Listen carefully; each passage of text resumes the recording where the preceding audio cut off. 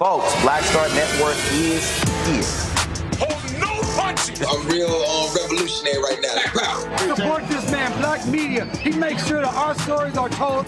Thank you for being the voice of Black America, Roland. Stay black. I love y'all. All momentum we have now, we have to keep this going. The video looks phenomenal. See, there's a difference between Black Star Network and Black-owned media and something like CNN. You can't be Black-owned media and be scared. It's time to be smart. Bring your eyeballs home. You dig?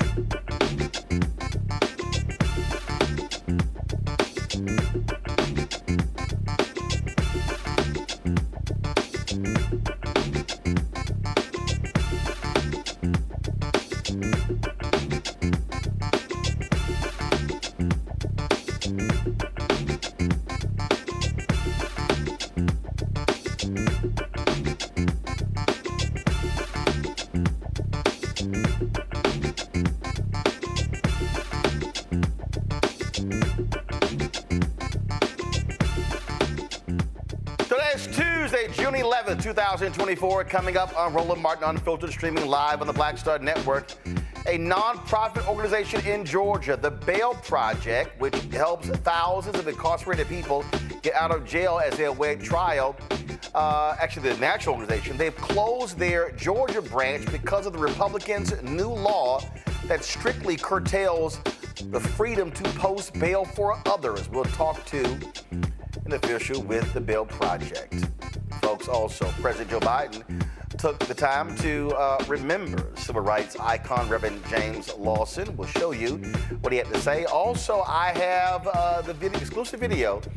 I moderated a panel in 2017, the Congressional Black Caucus Foundation, ALC. We were talking about Colin Kaepernick and protests. Who happened to be sitting in the audience in the corner of the room? Reverend Lawson. Which does show you what he had to say to those assembled. A jury finds President Joe Biden's son, Hunter, guilty on all charges in his federal gun case.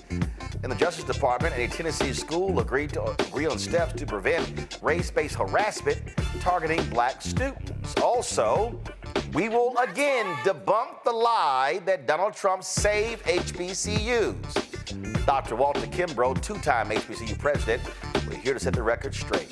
Plus, got a few words about folks complaining that rookie WNBA player Caitlin Clark did not get chosen to be on the 2024 Women's Basketball Olympic team. And Ward Dunn, of course, has his celebrity golf tournament benefits his initiative to help single families get housing. It is time to bring the funk. I'm Roland Martin Unfiltered on the Black Star Network. Let's go. He's got it. Whatever the miss, he's on it. Whatever it is, he's got the scoop, the fact, the find. And when it breaks, he's right on time and it's rolling. Best believe he's knowing. Putting it down from sports to news to politics. With entertainment just for kicks, he's rolling. Yeah, it's on go, roll, y'all. Yeah, it's Roland Martin, yeah. Rolling with Roland now. He's funky, he's fresh, he's real, the best, you know he's Roland Martin now.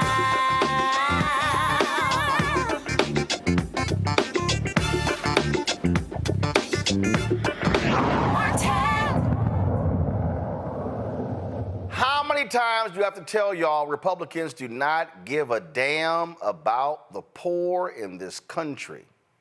Beginning July 1st, folks who cannot afford bail in Georgia will be stuck there even if they have minor nonviolent charges. Why? Because Governor Brian Kemp signed SB 63 into law, a bill Republicans drove through that expands expanded the use of cash bail. Now, here's the deal: the bill restricts charitable bail funds, one of the only lifelines for low-income people to have, from actually putting up bail for those individuals. Organizations like the Bail Project provided free bail assistance to hundreds of people, but now will cease their operations in Georgia because of this law. Jeremy Cherson is the Director of Communications for the Bail Project. He joins me now from Los Angeles. So Jeremy, here's what to me is just completely stunning. So what these Republicans are saying is, it's perfectly fine for a rich man to put the money up for Donald Trump to appeal his case that he lost in New York. But we can't have a nonprofit raising money that puts up bail for somebody with a minor nonviolent offense. So they can't afford to stay there. Well, they can't afford to get out. They just got to keep their behinds in jail, costing taxpayers more money likely than what the bail is. Well, thanks for having me, Roland. I agree with you completely. The cash bail system creates a two-tiered system of justice, one where people who can afford to pay bail are able to get out, one where people can't, have to remain incarcerated. They lose their jobs, they lose access to their homes, their children. People with behavioral health issues find those conditions worsening in jail. And like you're saying, it increases the burden on the jails themselves, costs taxpayer dollars. We've said for a long time that we think cash bail is a failed public policy. There are more effective ways to address public safety concerns than to use a mechanism like forcing people to pay bail. When bail exists, people who can't pay it wind up unnecessarily incarcerated. And we've been fighting against that for a long time by offering free bail assistance to people. So what I don't understand is, so they're essentially saying that, how dare you as an organization bail people out?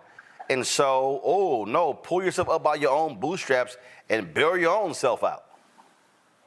Yeah, I think there's a fundamental misunderstanding about what the services provided by an organization like the Bail Project offer. In Georgia and Atlanta particularly, we provided free bail assistance and supportive services to about 1,000 Georgians who return to court 91% of the time. And that's just a subset of the 30,000 people we've helped across the country with similar outcomes. We provide them with minimal intervention. We provide them with court notifications, travel assistance to and from court. And when people need some help, whether it's by getting a job or finding access to housing or addressing issues related to mental illness or drug addiction, we help connect them to services that can support them. And so I think the Georgia legislature has been looking for a boogeyman. They've been had a very aggressive posture, at least in Georgia and Atlanta, towards the local bail fund there, the Atlanta Solidarity Fund. There was a big show of force from police because of their alleged engagement in the Stop Cop City protests. And they showed up with effectively a SWAT team and armored vehicles to arrest a couple of nonprofit employees. So I think this is retaliation against that, which has made local officials very concerned, the protests about the police training facility that's being built there. But ultimately, they've misunderstood the services that we provide. We are addressing a gap in a ineffective government support network. You know, effectively, what we're doing is something that government, if it was running properly, would do. And so we're meeting unmet needs, we're addressing unmet needs, and we're helping people. And that really closes the revolving door of justice that the Republicans tend to complain about. But what you also are doing, you're extending people a helping hand. And really what Republicans are trying to do, and I keep seeing this all over, they want to associate their fictitious rise in crime on folks who have been who've been getting out of jail. And that's really the game they've been playing. They want to assign blame to anybody, even if the FBI stats show the crime is actually down. I think that what's important to recognize is that organizations like the Bail Project and many folks that advocate for bail reform are people that are just as concerned about public safety and keeping neighborhoods safe as Republicans say or claim that they are. And the difference is that we tend to rely on evidence, and government and some of our opponents or opponents of bail reform are folks that tend to look for convenient political talking points. But what we know that communities need to thrive and to feel safer is they need access to the supportive services that address the root causes that might lead to justice system involvement in the first place. And that goes very far back. I mean, it makes sure that we provide good food or good schools or public transportation that's effective or good housing, as well as providing services that address things like behavioral health concerns like addiction and mental illness that wind up leading to many people becoming incarcerated in the first place. Our jails across the country are becoming the largest psychiatric institutions in the United States. That's a ridiculous mechanism. Even folks on both sides of the aisle tend to agree that police particularly are being used for things that they shouldn't be used for, like addressing mental health crises. And you know, an effective government would be one that looks much more holistically at public safety concerns, looks to prevent justice system involvement in the first place. And I don't think that they are doing that right now. I think what the Georgia legislature has done is extremely short-sighted.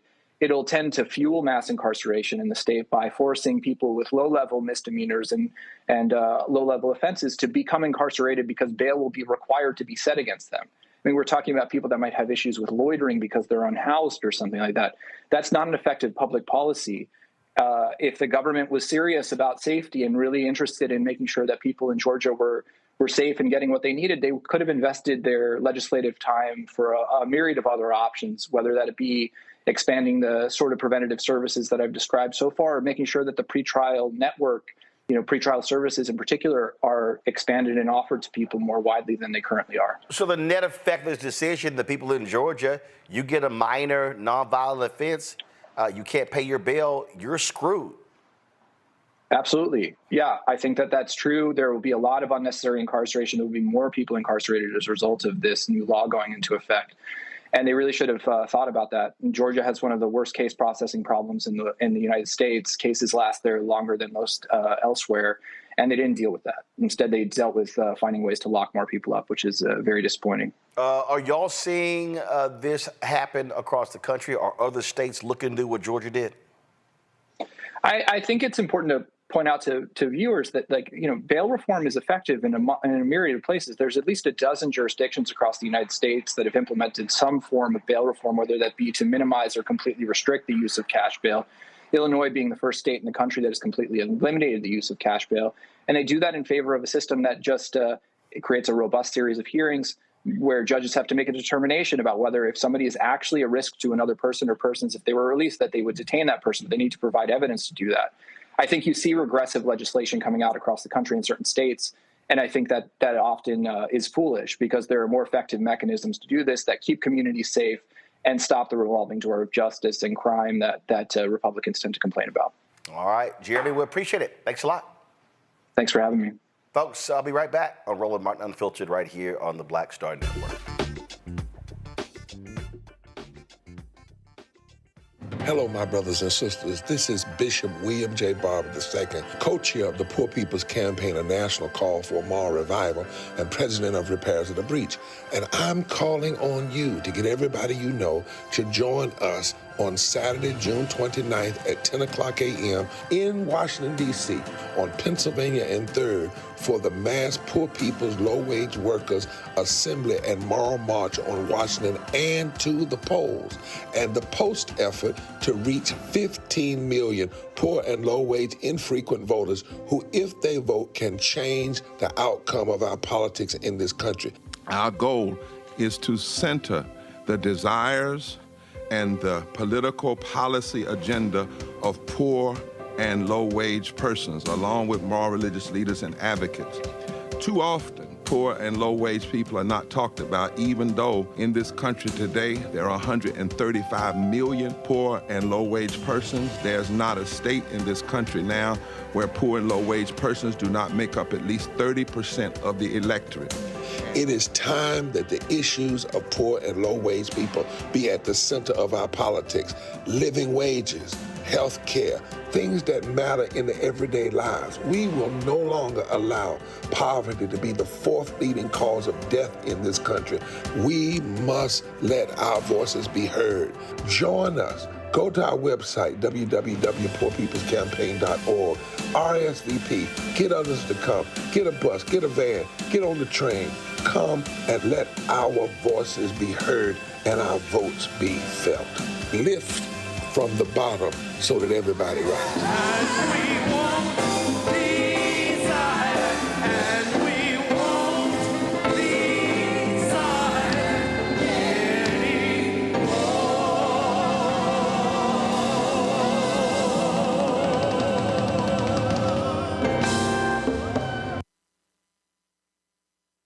Hey, what's up, y'all? I'm Devon Frank. I'm Dr. Robin B., pharmacist and fitness coach, and you're watching Roland Martin Unfiltered.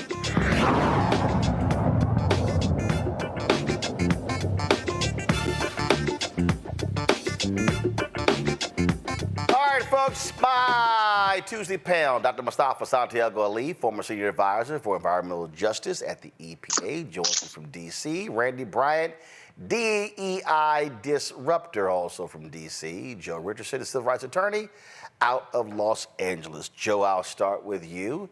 I mean, listen, what you have here, this is just Republicans continuing to attack people in this country. They ain't pro-life. They don't care about human beings. They just want to say, oh, we're tough on the crime. This does nothing but hurt the poor people in Georgia.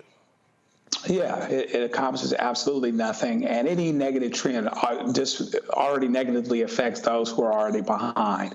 And in the cash bail world, you have a situation where for a long, long time, you've had to deal with the notion of two people who are charged with the same thing, having not only different outcomes because they respond to the pressure of being in jail or not being in jail, but they're treated differently from a cash bail standpoint. And so one brother who has the money, one person who has the money to do what they need to do, they get out, they get on the street, they get an attorney, they have the leverage, theoretically speaking, from a resource standpoint, to affect a better outcome.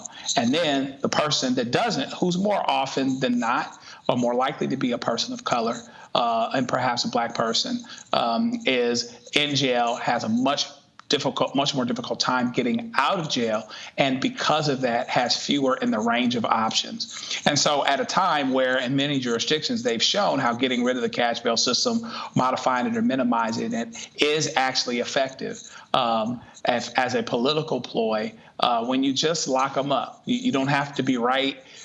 You don't have to be equitable. If you just lock them up, people still run for office on that. And so, therefore, in a situation where someone's now in jail longer than they would be, in Georgia and particularly, we've had deaths of people that have been infested by lice and other things like that. They're in conditions that they wouldn't be otherwise. And by the way, we're paying for it as if they're actually getting something that makes them better off. So it's actually bad all around. It's a political ploy, and we'll have to see where it goes. Hopefully, we can have a response to this, but that response is going to have to do with voting, being aware, and being reminded of the urgency that situations like this give us for this election. Mustafa, these folks, this is what they do. They are heartless. Adam Sir with The Atlantic, when he laid out about their cruelty. He said the cruelty is the point. Yeah, exactly. It's about penalizing the poor. That's exactly what it's about. We see it through numerous pieces of legislation that they've introduced and then passed on the state level. There in Georgia and a number of other locations. Most folks actually probably realize that every 3 seconds in America, somebody's arrested. We got 10.5 million folks who are arrested every year in our country. The average for bail is about $10,000. So if you are somebody who's working class, if you are somebody who is dealing with a lower income situation and you have to face this, then you know that more than likely you're going to not have the resources that are necessary to be able to be out while folks are then going to move forward on trying to, move your case forward. It is all about penalizing the poor. It is about demonizing individuals who haven't been blessed with wealth, and then using them as a scapegoat for many of these political ads and campaigns that, unfortunately, the Republican Party continues to embrace.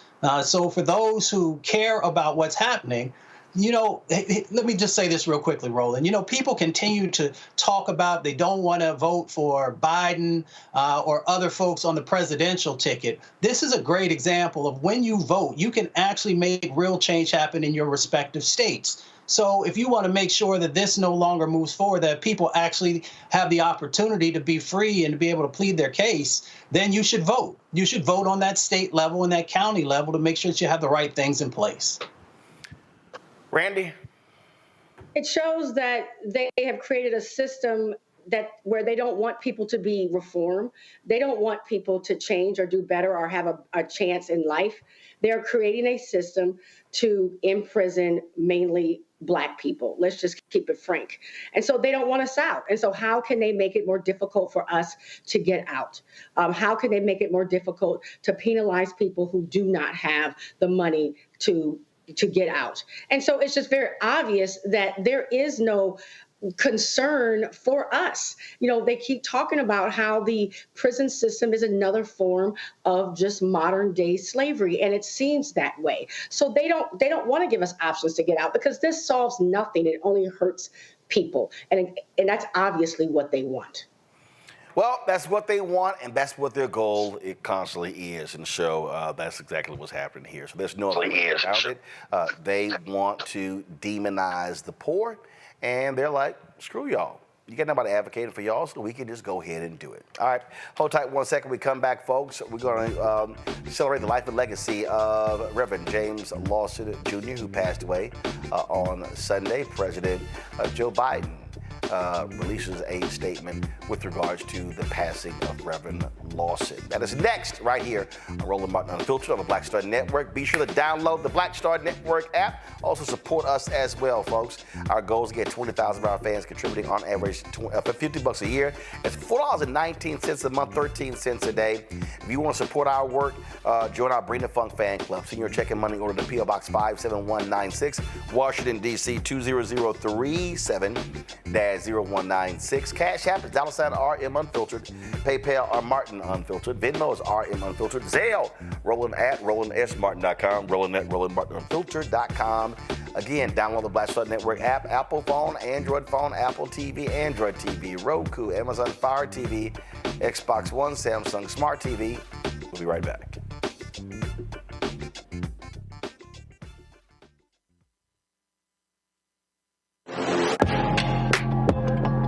A lot of y'all have been asking me about the pocket squares that we have available on our website. You see me rocking the Shibori pocket square right here. It's all about looking different. And look, summertime is coming up. Y'all know, I keep trying to tell fellas, change your look, please. You can't wear athletic shoes every damn wear. So if you're putting on linen suits, if you're putting on some summer suits, have a whole different look. The reason I like this particular pocket square, the Shibori, is because it's sort of like a flower and looks pretty cool here versus the traditional boring silk pocket squares. But also I like being a little different as well. So this is why we have these custom-made feather pocket squares on the website as well. My sister actually designed these after a few years ago. I was in this battle with Steve Harvey at Essence, and I saw this at a St. Jude fundraiser. I saw this feather pocket square, and I said, well, I got some ideas. So I hit her, and she sent me about 30 different ones. And so this completely changes your look. Now, some of you men out there, I had some dudes say, oh man, I can't wear that. Well, if you ain't got swagger, that's not my problem. But if you're looking for something different to spruce up your look, fellas, ladies, if y'all looking to get your man a good gift, I've run into brothers all across the country with the feather pocket squares saying, see, check mine out. And so it's always good to see them. And so this is what you do. Go to RolandSMartin.com/pocket squares. You can order Shibori pocket squares or the custom-made pocket squares. Now, for the Shiboris, we're out of a lot of the different colors, and I think we're down to about 200 or 300. So you want to get your order in as soon as you can, because here's what happened. I got these several years ago, and the Japanese company signed a deal with another company, and I bought them before they signed that deal, and so I can't get access to any more from the company in Japan that makes them. And so get yours now. So come summertime, when I see y'all at Essence, y'all could be looking fly with the Shibori pocket square or the custom-made pocket square. Again, RolandSMartin.com/pocket squares. Go there now.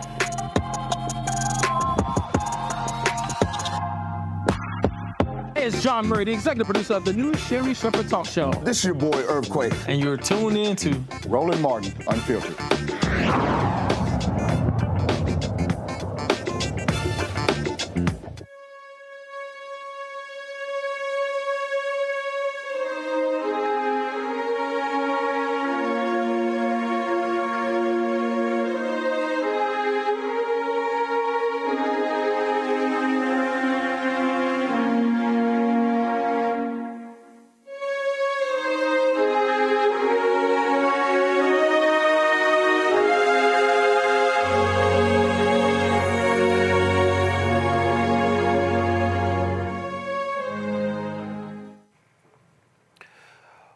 Many people continue to honor the life and legacy of Reverend Dr. James Lawson Jr., one of our most crucial and pivotal civil rights leaders.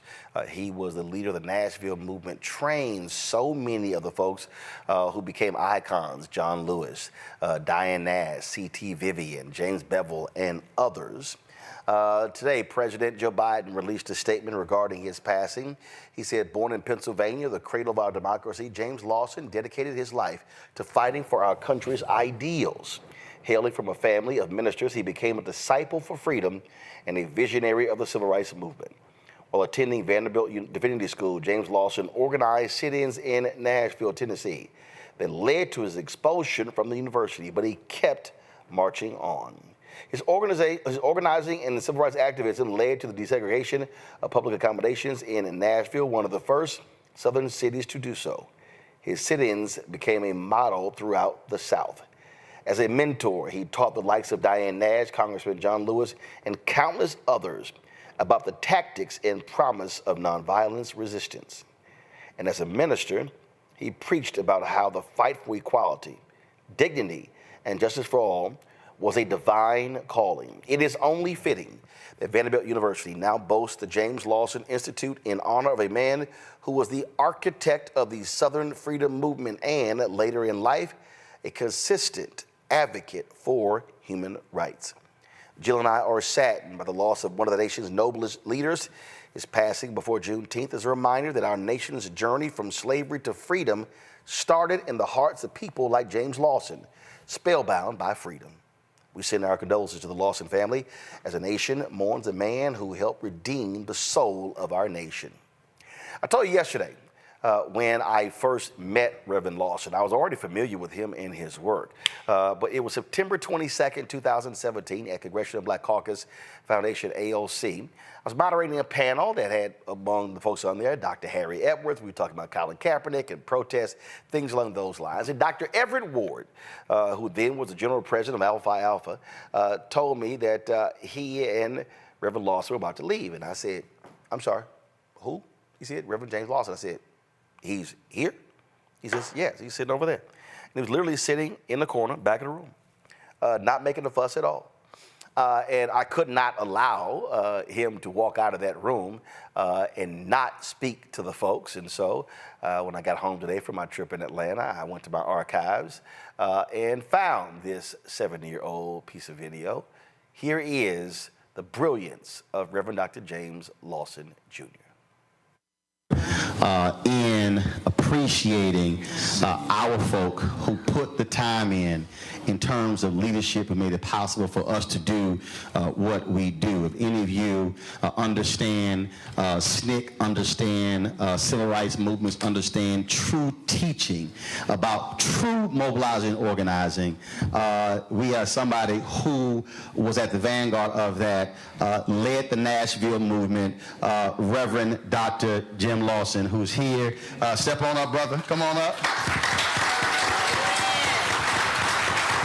I got you right here. So I want, as somebody who taught those students nonviolence, but also taught them the strategies, your advice, and he is on my list, folks, who I was interviewing leading up to the 50th anniversary commemoration of the assassination of MLK, so we'll be chatting soon. What will you tell the folks sitting in this room they should be doing when it comes to protest and policy, mobilizing, organizing now, so when we come back next year, they should give us a report? What would you tell them to do? You can hold the microphone. You can hold the microphone.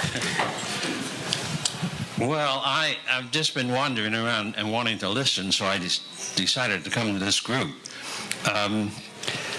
You're asking me a huge question. And I'm not even sure how to begin.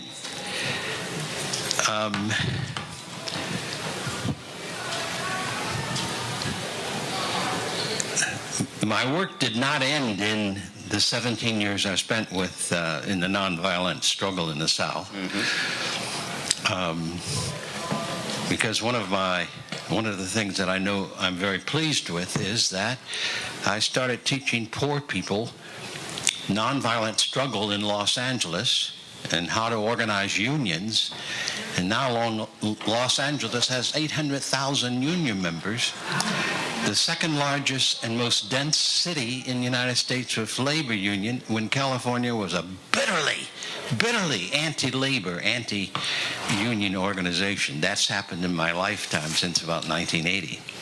800,000 workers organized into democratic unions at the local level. And I know many black folk, many of us have critical of unions. I am too. However, the issue is not voting or not voting. The issue is if you do not have an engaged citizenry at every level of life who are awake and working and pushing and resisting and doing the work that needs to be done at the local level. That is the most important element for a democratic society. Not voting. Not voting. And I vote every year. I've had my voting rights taken away from me, and I've taken them back. So, an engaged people. And that's why, in my judgment at least, one of the things we need to do as struggle is to boldly insist that we have to be engaged in non-violent struggle at every point. In this most violent society of human history, we have to decide we don't have to be violent to do the work, and that our society has to change. And the language is important. Nonviolent struggle is not about primarily protest. And the media calls it protest. There is a better language. And we need to be learned to use that language instead of the media language. Everything is not a protest. The sit-in campaign in 1960 went on for 4, 5, 10 years in many cities across the country without let-up. We didn't call it protest. We called it nonviolent campaign. The voting rights campaign of 1965. Black folk were trying to vote in the South long before even I was born. 1928. So voting was an issue. We did not have a voting rights bill. Congress would never have passed it. Presidents never supported anti-lynching laws. Lyndon B. Johnson told Martin King in 1964 in December, "I cannot do a voting rights bill. I don't have the power." Martin Luther King Jr. came back to SCLC and SNCC and to the rest of us in the Southeast in 64, 65 and said, "We must have a voting rights campaign that forces Congress and the President to do the voting rights bill of 1965. You did not see that story in any of the 50th year anniversaries of the Voting Rights Bill of 1965. But that's exactly what did happen in 1965. So we in the black community need to recognize our necessity of learning to do resistance to the injustice. And the movement of the 50s and 60s and into the 70s is probably the finest movement that ever happened anywhere in the world in terms of people dismantling and starting the process of dismantling. And that was the first time any group of Americans in this nation since 1774 organized to resist in this country racism, states' rights, the lynching and all the violence of it. So we ought to be now engaged in putting together the national, based in every local locality, the resistance movement that will do in the 21st century what has to be done if we're to save our nation from extinction. Drop the mic. Hold on, Reverend.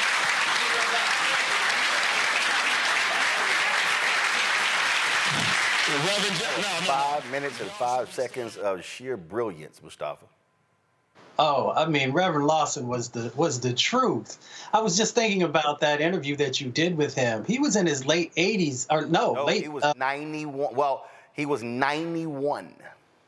Right, and to be so clear and articulate, and to be able to share both the history and the moment you find yourself in, and a set of solutions, even in that moment, is a gift and a blessing that so many of us need to not only hear, internalize, and to begin to move it into action.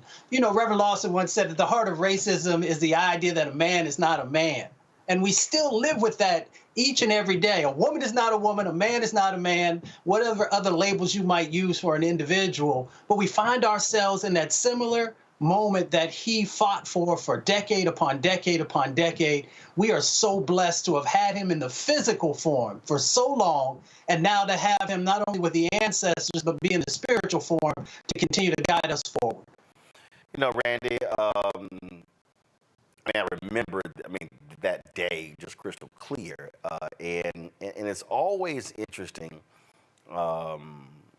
when I go to different CBCF sessions, and a lot of times people having no idea who's actually there, no idea who's even in the room. Actually, I first met James Bevel in one of the sessions as well, one of the extraordinary organizers of the movement as well, trained under Reverend Jim Lawson.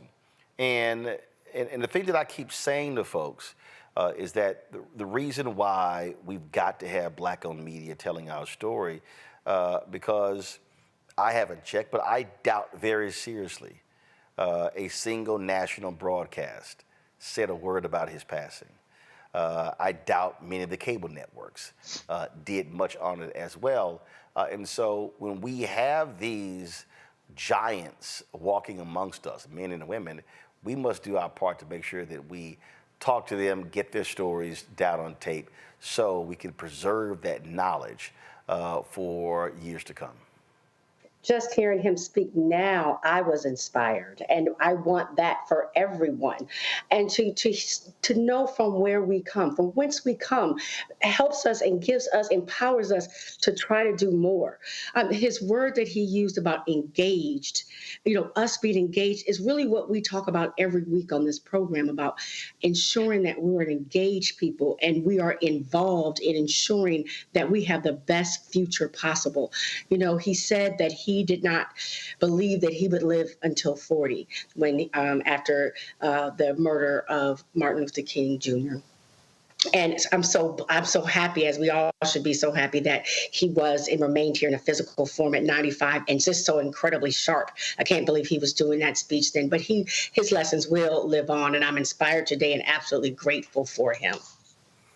Joe, after leaving the South, he traveled to Los Angeles, where he pastored Holman church there as well, and so he was quite known there. I'm going to pull up in a second that, and just a few months ago in January, there was an unveiling of a street name there in Los Angeles after him.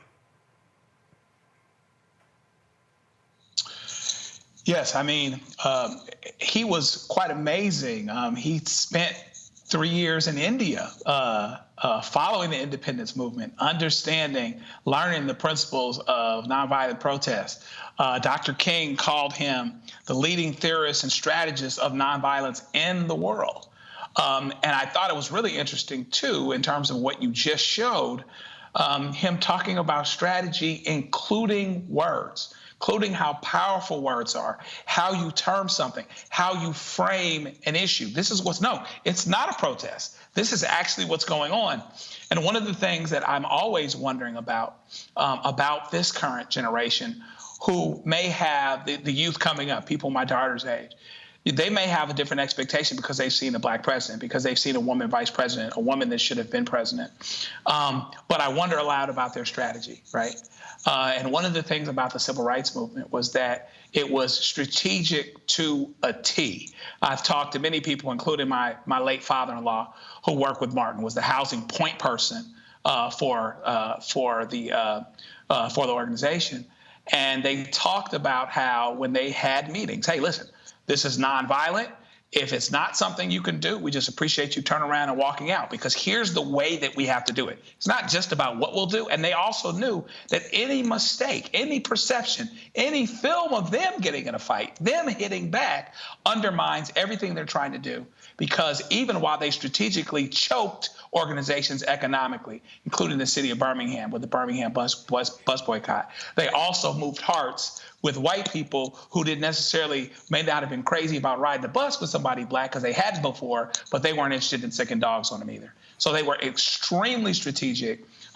He was such an architect of it. And so hopefully we can learn the lessons and look and see at people like him, because there aren't many more that can bear witness. Andrew Young's still around. There's a few others, but not many more. So hopefully we can really learn those lessons and really start to apply them today using things like technology, et cetera, dissemination of information in an instant worldwide. Use those things to our advantage and see if we can really take this thing where it needs to go.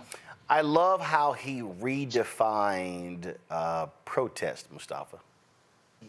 Yeah, as Joe and others have said, words have power.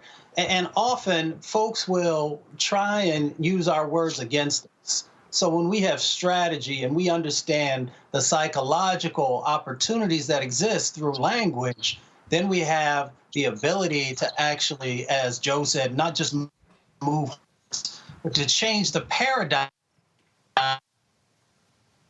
of the for all the work that Reverend Lawson and so many others did. Absolutely. And again, just how he just methodically broke that down, saying it was such a difficult question. Yeah, he said it with ease, Randy. And I want so many people today to understand that when you talk about how Dr. King described him, being a master strategist, that to me is a huge missing component of so many things today. Folk want to talk, they want to protest, they want to yell, scream, and holler, but they're not strategizing on what they're trying to achieve. Exactly. Looking at what do we want, what is our goal, and how do we get there, and how is it possible to get there? Not just acting from emotion, not just doing what we're feeling right then, because I know that's tempting, trust me, but to really say, how do we get to where we need to be, and sitting down and saying this is what can and cannot work. I mean, that's real brilliance, and I think that's what's been missing from many of the movements that we've had lately. We need to get back to that. And even when we talk about the campaigns that are going on right now, like what is the strategy? I mean, what are our hurdles, and how do we get across those hurdles? So, and I had to laugh when he said, I don't know where to begin. And for a moment, he was so quiet and seemed almost befuddled. And you're like, what is he going to say? And then he comes out with this brilliance and just flows and shares with us, shares with us so much about the past, and just gives us hope for the future. Just outlines it if anyone pays attention about what we need to be doing. Well, absolutely. And so we are awaiting more information from the family regarding funeral arrangements. And I really do hope folks will take the time to go to the Black Stud Network app, go to our YouTube channel to watch that interview that I did with Reverend Lawson. It was absolutely amazing.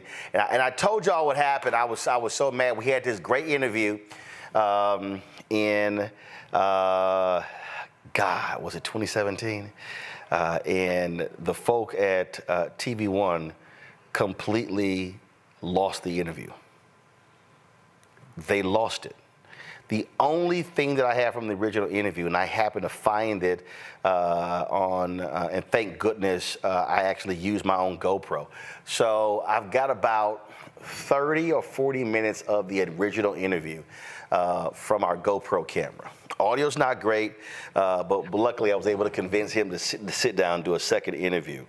And he said yes, because it was just, again, it's needed. And when I look at so much of what's happening today, and I'm telling our folks, it's, we've got tremendous leaders, great folks, who are becoming ancestors, and mainstream media completely ignores them. They don't talk about them. They don't mention them.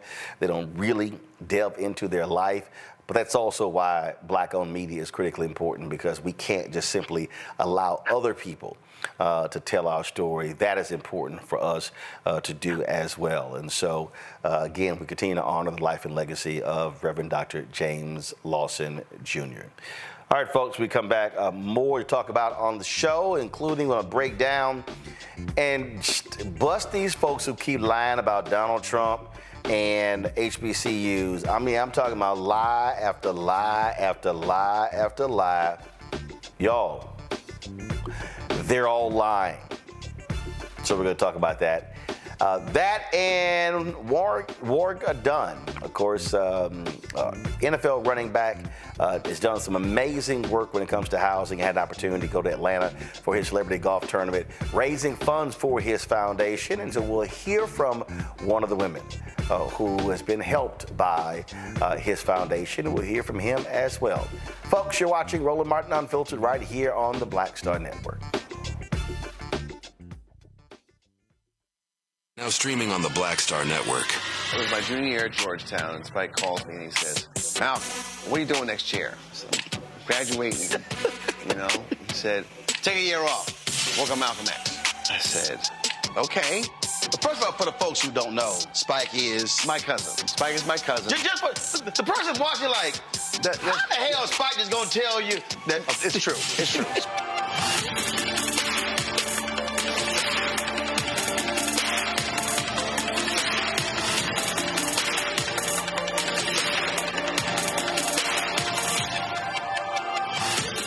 On a Next, A Balanced Life, we talk about how to get in touch with your feelings, emotions, how to find your North Star, and how to move your life along. Because oftentimes what we'll do is we'll accept what the world says about us as the truth and how we see ourselves, which that can be completely contrary to what the Word of God says about who you are. That's On a Next, A Balanced Life here on Black Star Network.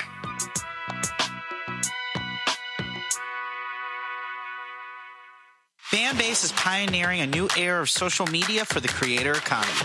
This next generation social media app with over 600,000 users is raising $17 million, and now is your chance to invest. For details on how to invest, visit startengine.com/fanbase or scan the QR code. Another way we're giving you the freedom to be you without limits.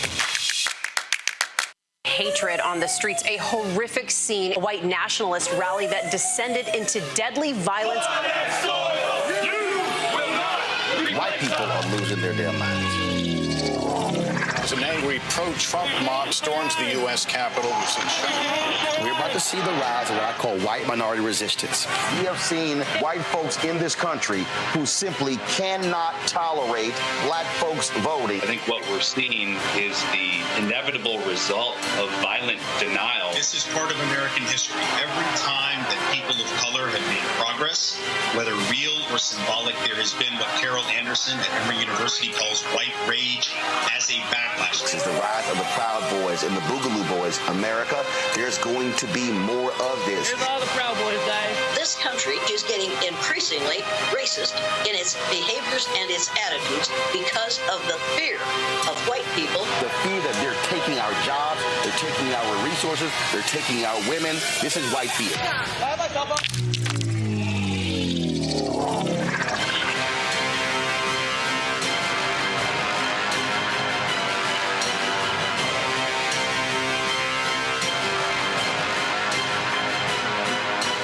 The next Get Wealthy with me, Deborah Owens, America's Wealth Coach. Dexter Jenkins is a faith-based financial mentor with more than 20 years in the financial services industry.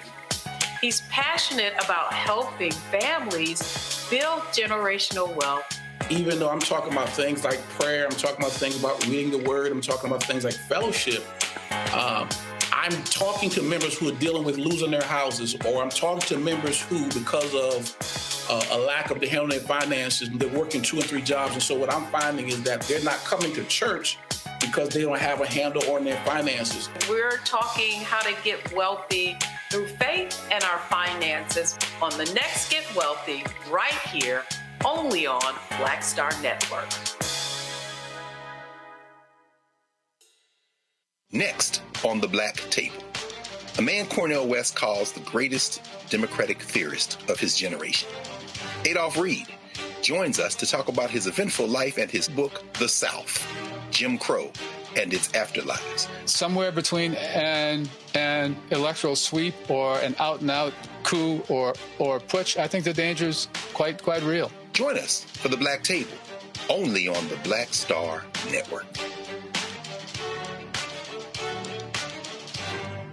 Bruce Smith, creator and executive producer of The Proud Family, Louder and Prouder, and you're watching Roland Martin Unfiltered.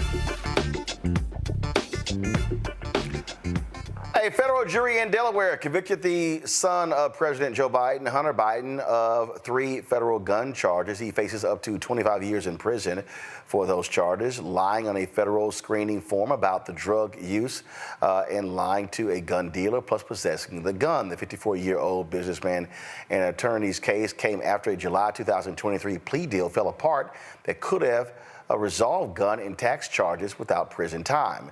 Hunter Biden still faces another federal trial starting September 5th in California for allegedly avoiding taxes. And what you got going on, you got Republicans who are now upset. And I love that some of them saying, oh, well, this should have never been the case. Then you got Speaker Mike Johnson saying, well, it still shows you there are 2 justice systems, one for Trump and one for others. These folks are 100% trash, Randy. Absolute trash. Absolute trash. We knew what they were going to say. The one thing we have to remind ourselves is that Hunter Biden is not running for president. And Trump is, and he straight for felonies against him. So let's just talk about the difference there. Look, it's a difference, and again, what you have here, without a doubt, Joe, are folks who are joking. And I go back to that ridiculous interview Dr. Field did when he said, Biden, he could, with Donald Trump, Biden, he can call these things off. So Biden will call off prosecution of Trump. Don't you think he would do it for his son? And he didn't. And not only did he not do it, but he said that it would be going forward and that he wouldn't be pardoning him if he was convicted. And so now, that's not to say that the Bidens don't have privilege and access that a lot of regular folks don't have, but he did let the system do what it does. And his son is going to have to be accountable by sentencing guidelines. He probably doesn't go to jail. But that's because of the nature of the beast and the fact that he's never been convicted of anything, et cetera. But Donald Trump and Donald Trump's subordinates don't get to say that there's a two-tier justice system, or at the very least, that they're on the bottom tier of a two-tier justice system.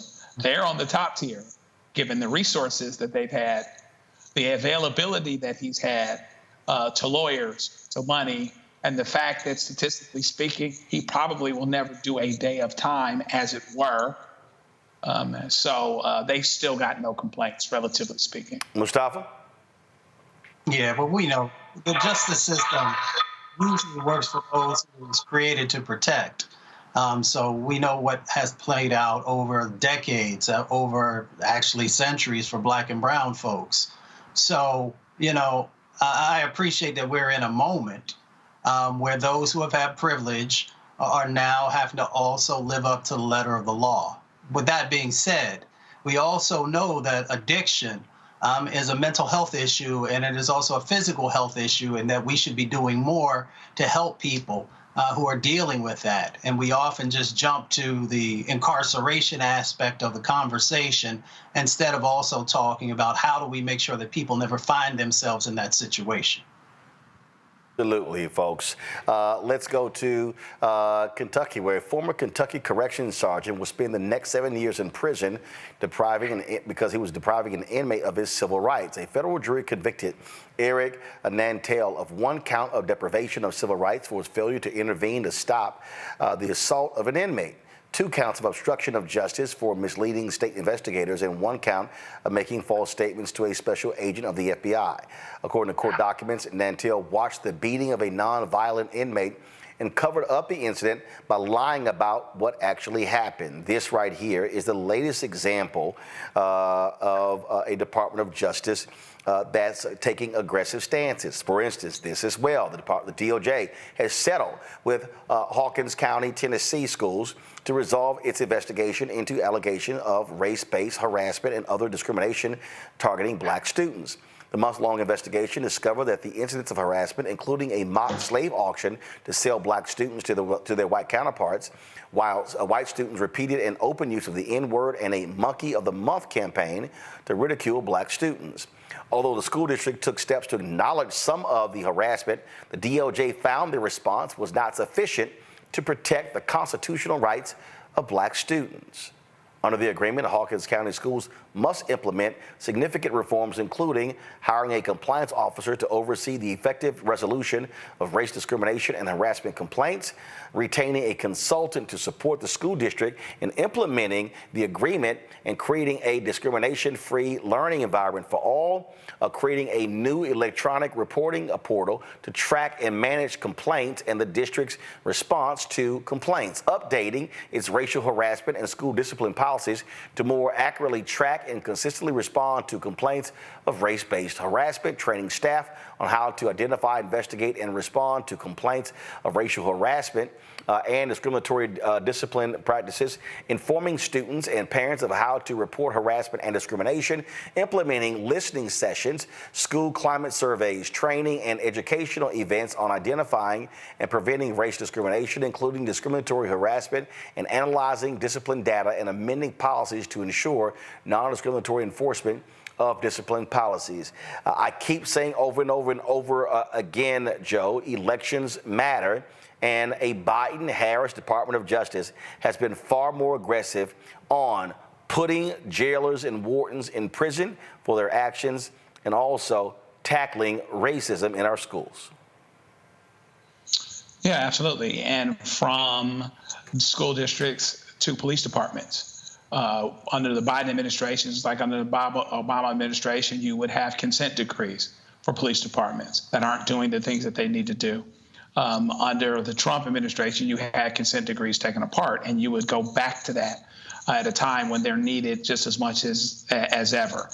The stories here could have been out of the 20s or the 30s in terms of what that district was actually doing, what was being allowed to be done. The harassment, the bullying, the intimidation of black students, a mock slave auction. Whose idea is that? How does that happen? And folks think that that's actually something that ought to be being done. And then they didn't go far enough when they admitted some things, but not all things. And that's why you need an aggressive Justice Department to continue to root out those things that exist and which are not necessarily getting less prevalent, particularly at a time like now. Votes matter, voting matters, election matters, and we better focus, keep our eye on the prize related to what it is that we need to do from an election, voting, participatory democracy standpoint, because everything is at stake. Mustafa, we do these stories. They don't get really any attention whatsoever in mainstream media. And also, I don't understand why the Biden-Harris administration, they aren't talking about this sort of stuff from the podium, why Karine Jean-Pierre isn't speaking about this kind of stuff, because people out there, I saw somebody tweet saying, hey, we can get the George Floyd Justice Act, but you still are seeing aggressive prosecution dealing with criminal justice reform. They just not talking about it. Yeah, and if you don't put a spotlight on it and you don't share with folks how the investment of their vote is helping to make real change happen, then you're least likely to be able to get it again because they think you haven't done anything. So they definitely have got to change that paradigm. We also got to make sure that not only is the DOJ doing an amazing job, and if they weren't, I would call it out, but they've been doing a really good job on a whole number of issues. And as we talk about voting again, it is so critically important for you to also be thinking about on the local, the county, and the state level about the individuals who are best going to not only protect your kids. It's amazing that we still have kids who are being put in these types of situations in the 2020s, right?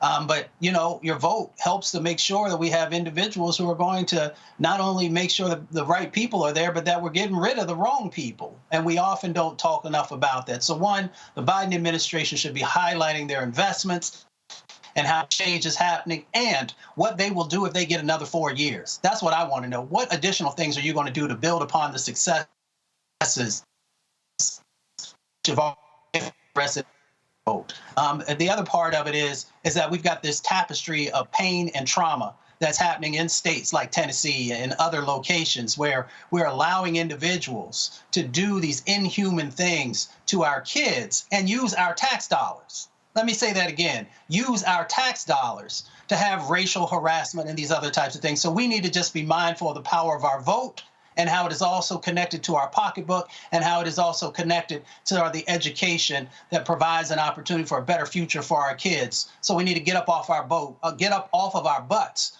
do our research, and then vote. Randy.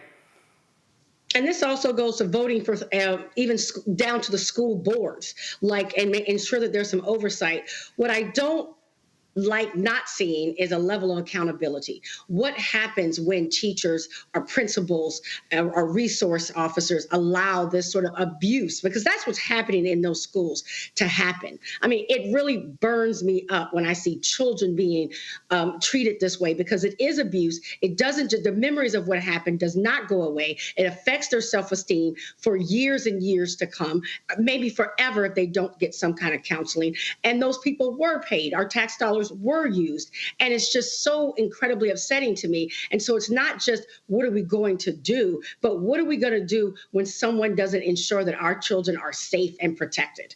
That's what I want to see. But absolutely, the Justice Department has been shining a light on all of these atrocities. We don't hear about it as much as we should, but we at least are hearing about it, and they're going after these people. All right, folks, hold tight 1 second. We come back. Donald Trump and his Republican minions continue to lie about how great he was for HBCUs. We have broken this thing down on numerous times. Now they're out on the campaign trail, lying.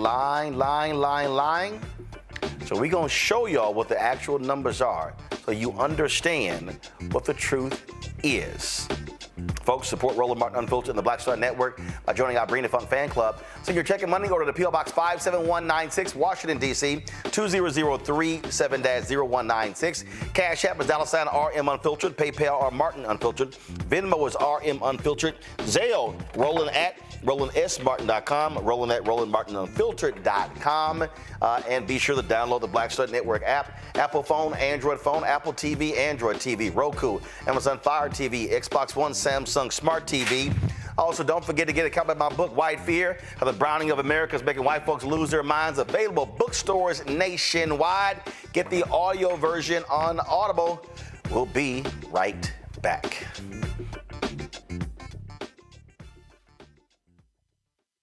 Hello, my brothers and sisters. This is Bishop William J. Barber II, co-chair of the Poor People's Campaign, a national call for moral revival, and president of Repairs of the Breach. And I'm calling on you to get everybody you know to join us on Saturday, June 29th at 10 o'clock a.m. in Washington, D.C. on Pennsylvania and 3rd for the mass Poor People's Low-Wage Workers Assembly and Moral March on Washington and to the polls, and the post effort to reach 15 million poor and low-wage infrequent voters who, if they vote, can change the outcome of our politics in this country. Our goal is to center the desires and the political policy agenda of poor and low-wage persons, along with moral religious leaders and advocates. Too often, poor and low-wage people are not talked about, even though in this country today there are 135 million poor and low-wage persons. There's not a state in this country now where poor and low-wage persons do not make up at least 30% of the electorate. It is time that the issues of poor and low-wage people be at the center of our politics. Living wages, health care, things that matter in the everyday lives. We will no longer allow poverty to be the fourth leading cause of death in this country. We must let our voices be heard. Join us. Go to our website, www.poorpeoplescampaign.org. RSVP. Get others to come. Get a bus. Get a van. Get on the train. Come and let our voices be heard and our votes be felt. Lift from the bottom so that everybody rises.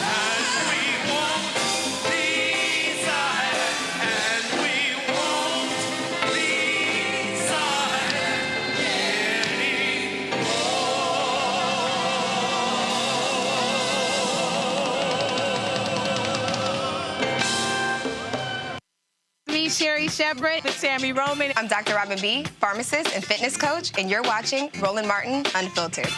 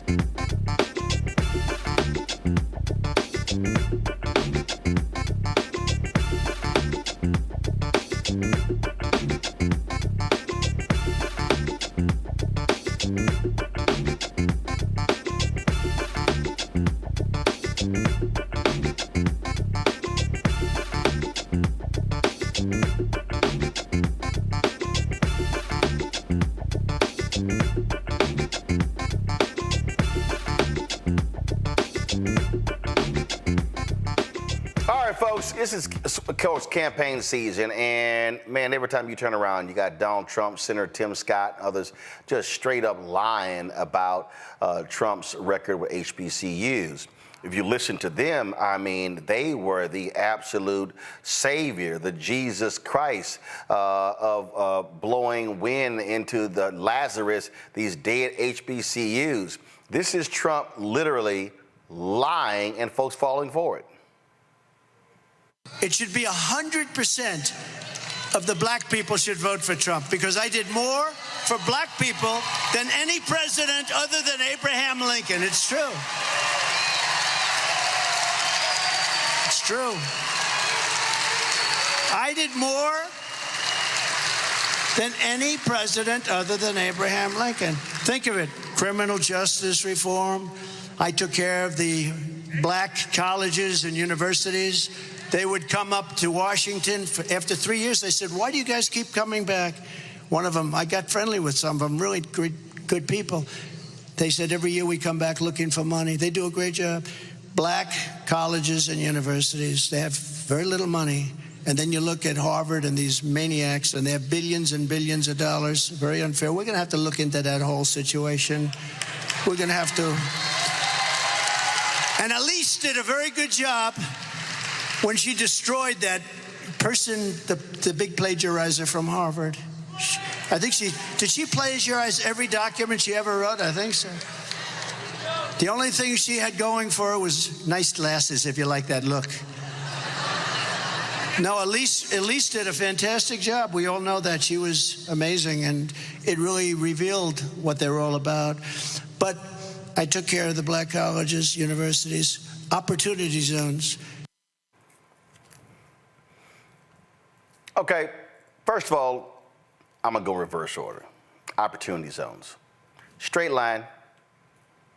There is absolutely no data that exists that shows opportunity zones greatly benefited African Americans. In fact, one of the Baltimore pastors who stood with Donald Trump when it was announced came on this show 6 months later and blasted them, saying it hasn't been working. Now, Senator Tim Scott, he's been running around touting opportunity zones as well. No data, no numbers, no economic numbers, no jobs, no nothing, just them saying, oh, we did a great job. Then you hear him talk about criminal justice reform. Let me also remind y'all, that was led by Democrats in the House. They control the House. When it went to the Senate, it was Democrats, Dick Durbin, Kamala Harris, Senators Dick Durbin, Kamala Harris, Cory Booker, and Republican Chuck Grassley, who chaired the Senate Judiciary Committee, who said, this bill ain't good enough. Then the bill got toughened. Then it went to Trump's desk for signature. But he sits here and claims, oh, these presidents, they come here begging, and they're going to keep begging, and I made HBCU funding permanent. That's what he says. The likes of Senator Tim Scott and others, they have repeated that lie. And for people who don't read, who are simply not engaged, they don't understand that information. Well, one of the folks who has been president of a couple of HBCUs actually was in D.C. and in an Oval Office. So, of all people, he would probably have a vested interest in whether or not what Trump said was true or false. Joining me right now is Dr. Walter Kimbrough. Of course, he was president at Dillard. He was also president in Arkansas there as well. Philander, you've done work at Morehouse, did I miss any other HBCUs? Albany State. Albany State. All right, so let's just say you got your HBCU credentials. Yep. All right, and you have been tweeting this stuff, you've been reporting this stuff, and it grates on you every time you hear this man say what he says about HBCUs. Yep. It just... I mean, being an educator, you really want to focus on the truth and people understanding. And because Trump, and I think Greg Carr talked about it last week, his superpower, we got to give him credit. He just lies and there's no retribution, and he just says it over and over again, so people feel like that's the right thing. They have no idea. I don't even think he understands how the federal budget works because of the way he talks about how I did X, Y, and Z.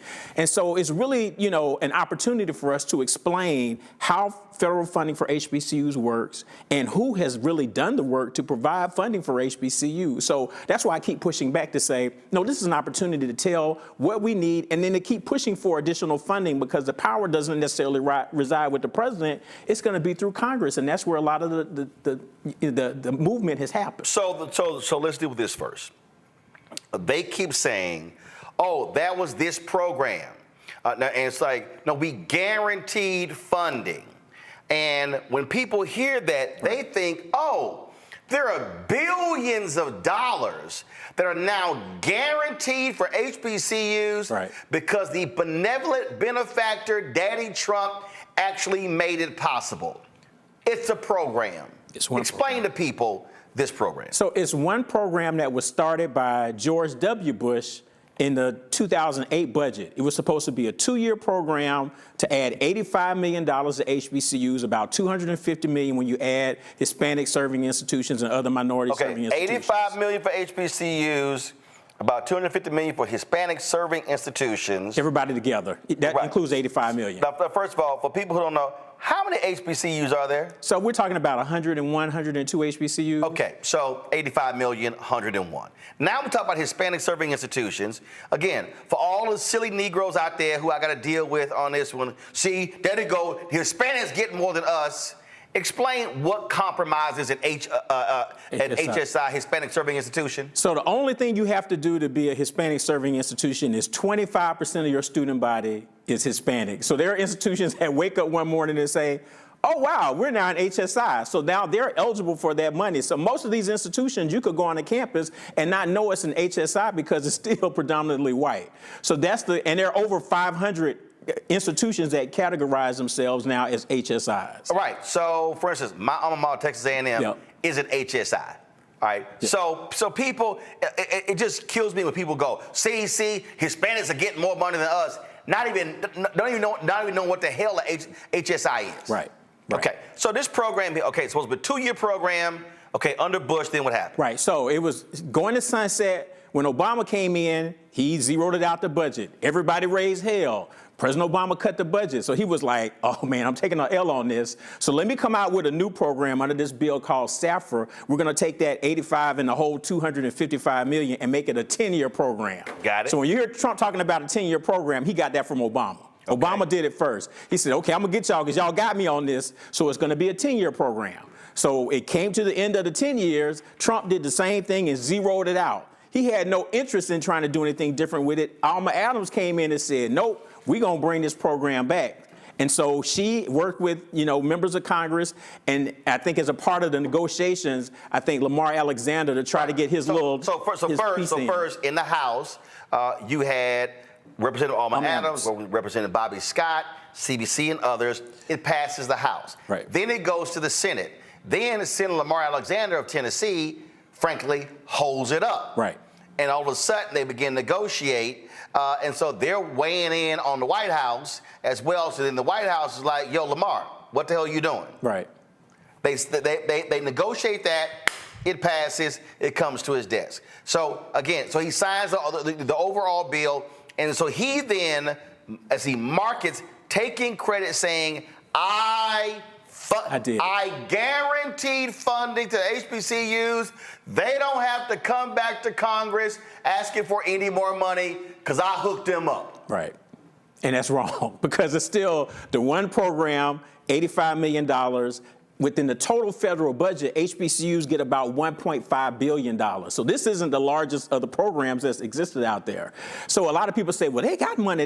And that's dangerous too, because people say, well, they don't need any more money because they've been funded permanently. And that's not the deal. It's just one. And so it represents less than 7% of all federal HBCU money, because we get money from the Department of Agriculture, from Department of Defense, Department of Interior, National Science Foundation.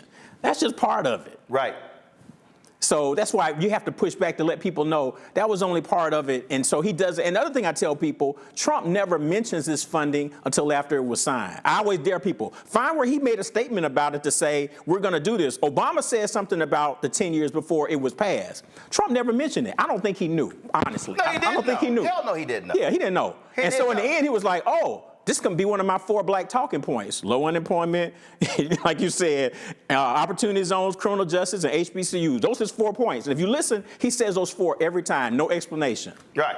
Right. That's it. And there's never a dollar figure attached. No. Same with Senator Tim Scott. Senator Tim Scott has gone on Fox News. He's gone on CBS numerous times touting, oh, how great, benevolent benefactor Daddy Trump has been to black people in HBCUs. Right. That's part of the problem that and what I try to tell people too, because people will say, well, do HBCUs get more money after Trump becomes president overall in the budget? The answer is yes. There's been more money because the federal budget in his 4 years increased by 70%. He blew the budget out of the water. During Obama's time, his 8 years only increased 14%. So far in Biden's, it's about 7%. So he spent the most money because he wanted to put all the money in the military. Right. And that was a part of the challenge. But the HBCU money didn't grow. And I always tell people, don't just look at the end product because the president presents what's called a skinny budget in February or March. Congress then appropriates the money. Right. Some people say the president proposes, Congress disposes. So I always say, go back and look at what he asked for. And if you look over his 4 years, Trump asked for a negative $117 million for HBCUs. Whoa. He proposed $117 million worth of cuts in 4 years. That's the number. That's the number. You never want it. They never talk about it. They will never talk about. They'll look at the end and say, well, HBCU, their budget went up over $100 million. It did because members of Congress said, nope, we're not paying attention to you. We're going to add more money. In his, I think, one of his statements about what Trump did for HBCUs, they'll say he increased HBCU budget by 14%. That was that first year. He didn't do that. That was Doug Jones and Kamala Harris. Because they wrote a letter to their colleagues. They had 12 colleagues sign on and say, y'all gonna spend all this money on defense? We gotta take care of HBCUs. Hold on. Let's not speed of it. So for all them people who say Senator Kamala Harris, she ain't done enough for black people. Kamala Harris and Doug Jones, that 14% that if you look on the list that they have from the Trump archives about what he did for HBCUs, and you'll see 14%, that 14% you can tie directly to Kamala Harris and Doug Jones. You can look at the letter. They advocated for that. So she was a big part of that money that HBCUs got, but then Trump took credit for it. His first year, he proposed a flat budget. He wasn't trying to give HBCUs any money. And overall, he tried to cut over $100 million. I don't even count SCOG, work study.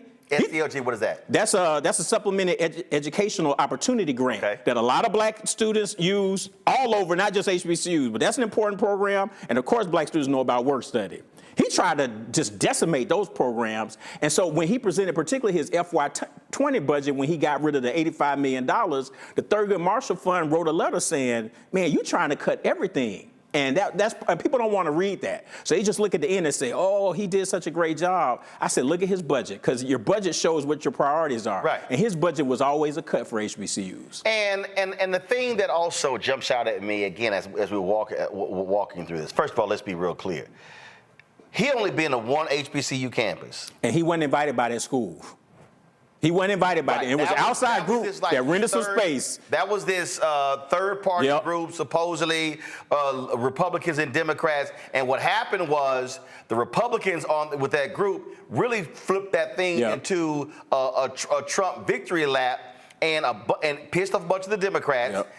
And most of those people in leadership, they got booted out because of what they did. So he probably couldn't even name Benedict. Trump couldn't name 3 HBCUs if you told him 4. That's the way I look at it. He has no clue. The way we ended up in that Oval Office, that's Omarosa's fault, because she fed into his ego, just like, man, he's gonna because we weren't supposed to see him. It was the day before the State of the Union. He's supposed to be trying to get himself together. They use that, and so people see that image. I think you talked about this last week. They see the image of the president in the Oval Office. They're like, well, yeah, he must have done something. It was all stagecraft. And again, but people who don't understand, look, you got HBCU week. Presidents come here. Right. A lot of those meetings are in the old executive office building, and when Biden or Harris may go speak to them. Right. So what they did was they wanted the photo op. So they ushered all these presidents into the Oval Office. Kellyanne Conway with her feet all in the couch.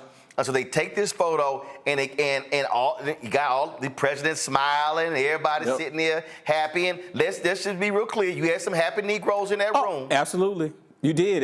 That's why I tell people, you look at those pictures, there's only like one or two that you can find that you can see me, because I was all the way in the back, and I used the common sense. If the camera can't see you, you can't see the camera, you good. Because I didn't want to, because when they announced we were going in there, I was like, this is bad. This is going to be bad for everybody. And we were walking out and people's phones blowing up, like their officers saying, yeah, people saw you. I said, yeah, I don't want. And the next morning I was on CNN just like, look, that's not why I came. And Omarosa was upset with me, but I was like, nope, I'm distancing myself, because I didn't come here. We came here to talk to DeVos because we know she don't know nothing about education or HBCUs. Betsy DeVos, who was Secretary of Education. Right. So we were supposed to spend all our, so the time that could have been useful to try to get her on board, we wasted walking over there taking pictures with your boy and then going back. We just wasted the whole time. It was ridiculous. And what they then did was when people were speaking outside, remember Johnny Taylor, Lily Baskerville, Michael Lomax, they tried to spin that and saying, oh, see, they were supportive of the president. First of all, they are over organizations that fight for the money. And they're also nonpartisan. Right. And so that's their responsibility. But look, president's fighting for the money as well. But you also got to understand when you're being used and when you're being played. Yeah, and you can tell too. I mean, I always tell people the very next day he signed the executive order, and I think back then you did the show and we talked about it, and you talked to Omarosa about it because they talked about how fast it was. And as I told y'all, I was like, it's almost word for word the same thing as Obama's. So it's like no thought was put into it. You just changed a couple of things. It's the same thing. But that's how they play the game. Trump and his people understand, most people know nothing about HBCUs, so I'm going to tell them this is what I did, and his fans say, yep, that's what he did. That's why all those white people were clapping in that rally. Yeah, they're just clapping. So they're like, that's great. That's wonderful. But look what he did for the blacks. Right, but I asked him, it's like, you haven't heard not one HBCU president say any of the things that Trump is saying, not one. The advocacy groups don't even say that. And there are, like I said, Thurgood Marshall criticized them, and UNCF has criticized them too, to say, you said you were going to do X, Y, and Z. All right, we want to see what you're going to do. And he didn't do anything. They were just like, so it was all just for show. But it's a part of his 4-point, this is what I do for black people. Yep. Walter, hold on one second.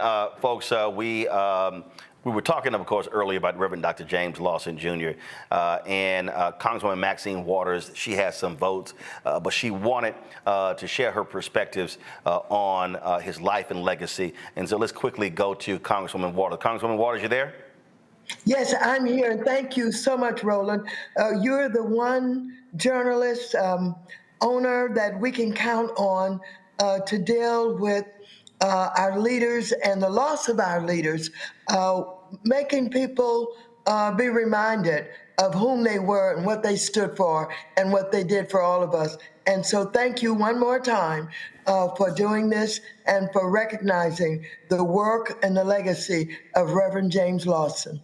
He, of course, pastored the church there in Los Angeles after leaving the South, and he was quite influential in the City of Angels. Absolutely. He pastored Holman Methodist Church, well-known Methodist church in Los Angeles on Adams Boulevard. And he had almost, I think, 3,000 in that membership. And he held all kinds of seminars and workshops, and he preached nonviolence.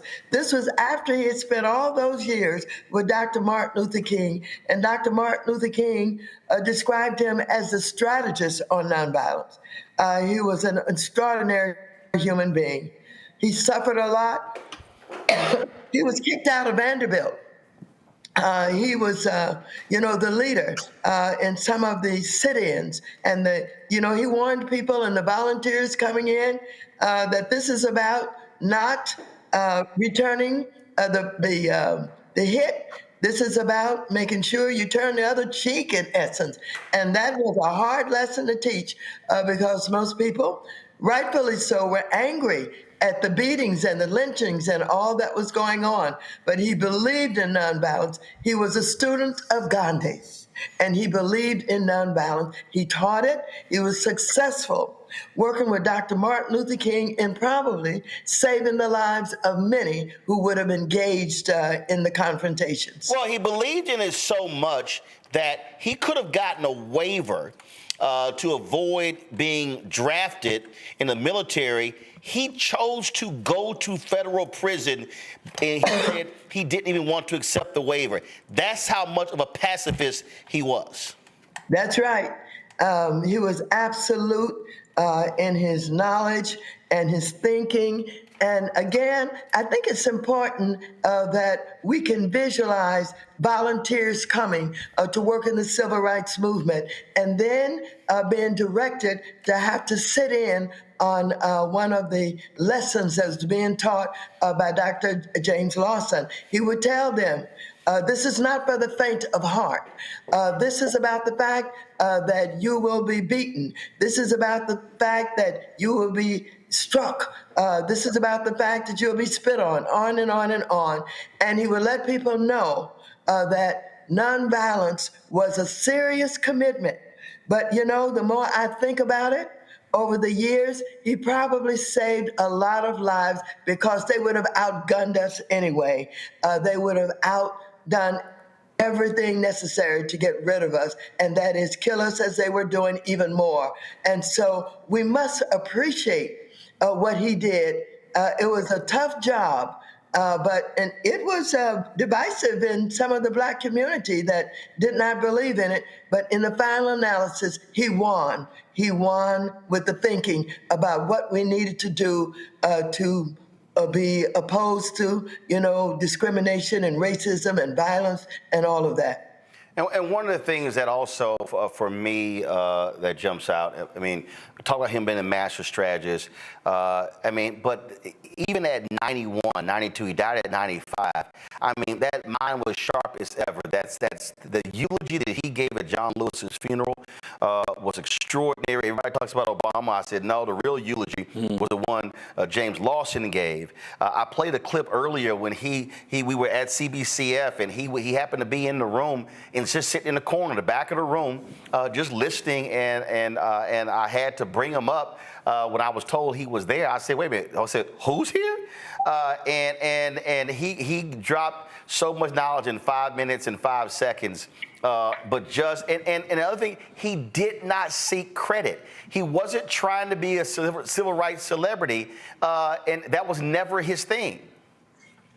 You're absolutely correct. And the fact that he came home to Los Angeles and was the pastor at Holman Methodist Church for 20 years after, you know, being a real leader in the civil rights movement. He was one of the most important assets to Dr. Martin Luther King and the civil rights movement. And Dr. King believed in him, and he trusted him, and he always promoted nonviolence and made it known that he was really taught by James Lawson. So he was an extraordinary man. And you're right about his ability to speak even into his later years in the 90s. He was 95 years old when he passed here just a day or so ago. But he is recorded in history for the role that he played in the civil rights movement. And it was he who encouraged Dr. Martin Luther King to, you know, go to Memphis and to work with the least of these in jobs that people, you know, thought were not good enough for them. It was he who organized that particular meeting and had Dr. Martin Luther King talking with the rubbish workers. And he, you know, he told me, he said, my last image of Martin was him in the pulpit at Mason Temple and me on the last row in the church. He said Martin was where he was supposed to be, and I was where I was supposed to be. He did not seek the limelight, but he was absolutely an incredible human being. And I'll say this here, Congresswoman, the last couple of years, 2 or 3 years, there are two people who I was really pushing different White House folks to honor with a Medal of Freedom. And I was really pushing them to honor Reverend Lawson. The NAACP gave him the Spingarn Medal. And again, I think that happened only just a few years ago, like 2 or 3 years ago. And I was really encouraging some White House advisors And I also said to them that out of all of the civil rights folks who've been honored, the one person who has never been given that award, Ralph Abernathy. And so I encourage them. And so I hate the fact that, and I literally, when I was at the Medal of Freedom ceremony when Clarence Jones got it, I was talking to some people. I said, man, I really wish y'all would honor Reverend Lawson while he is still among us, and he is now an ancestor. And so hopefully that can happen in the future. Well, you're absolutely correct.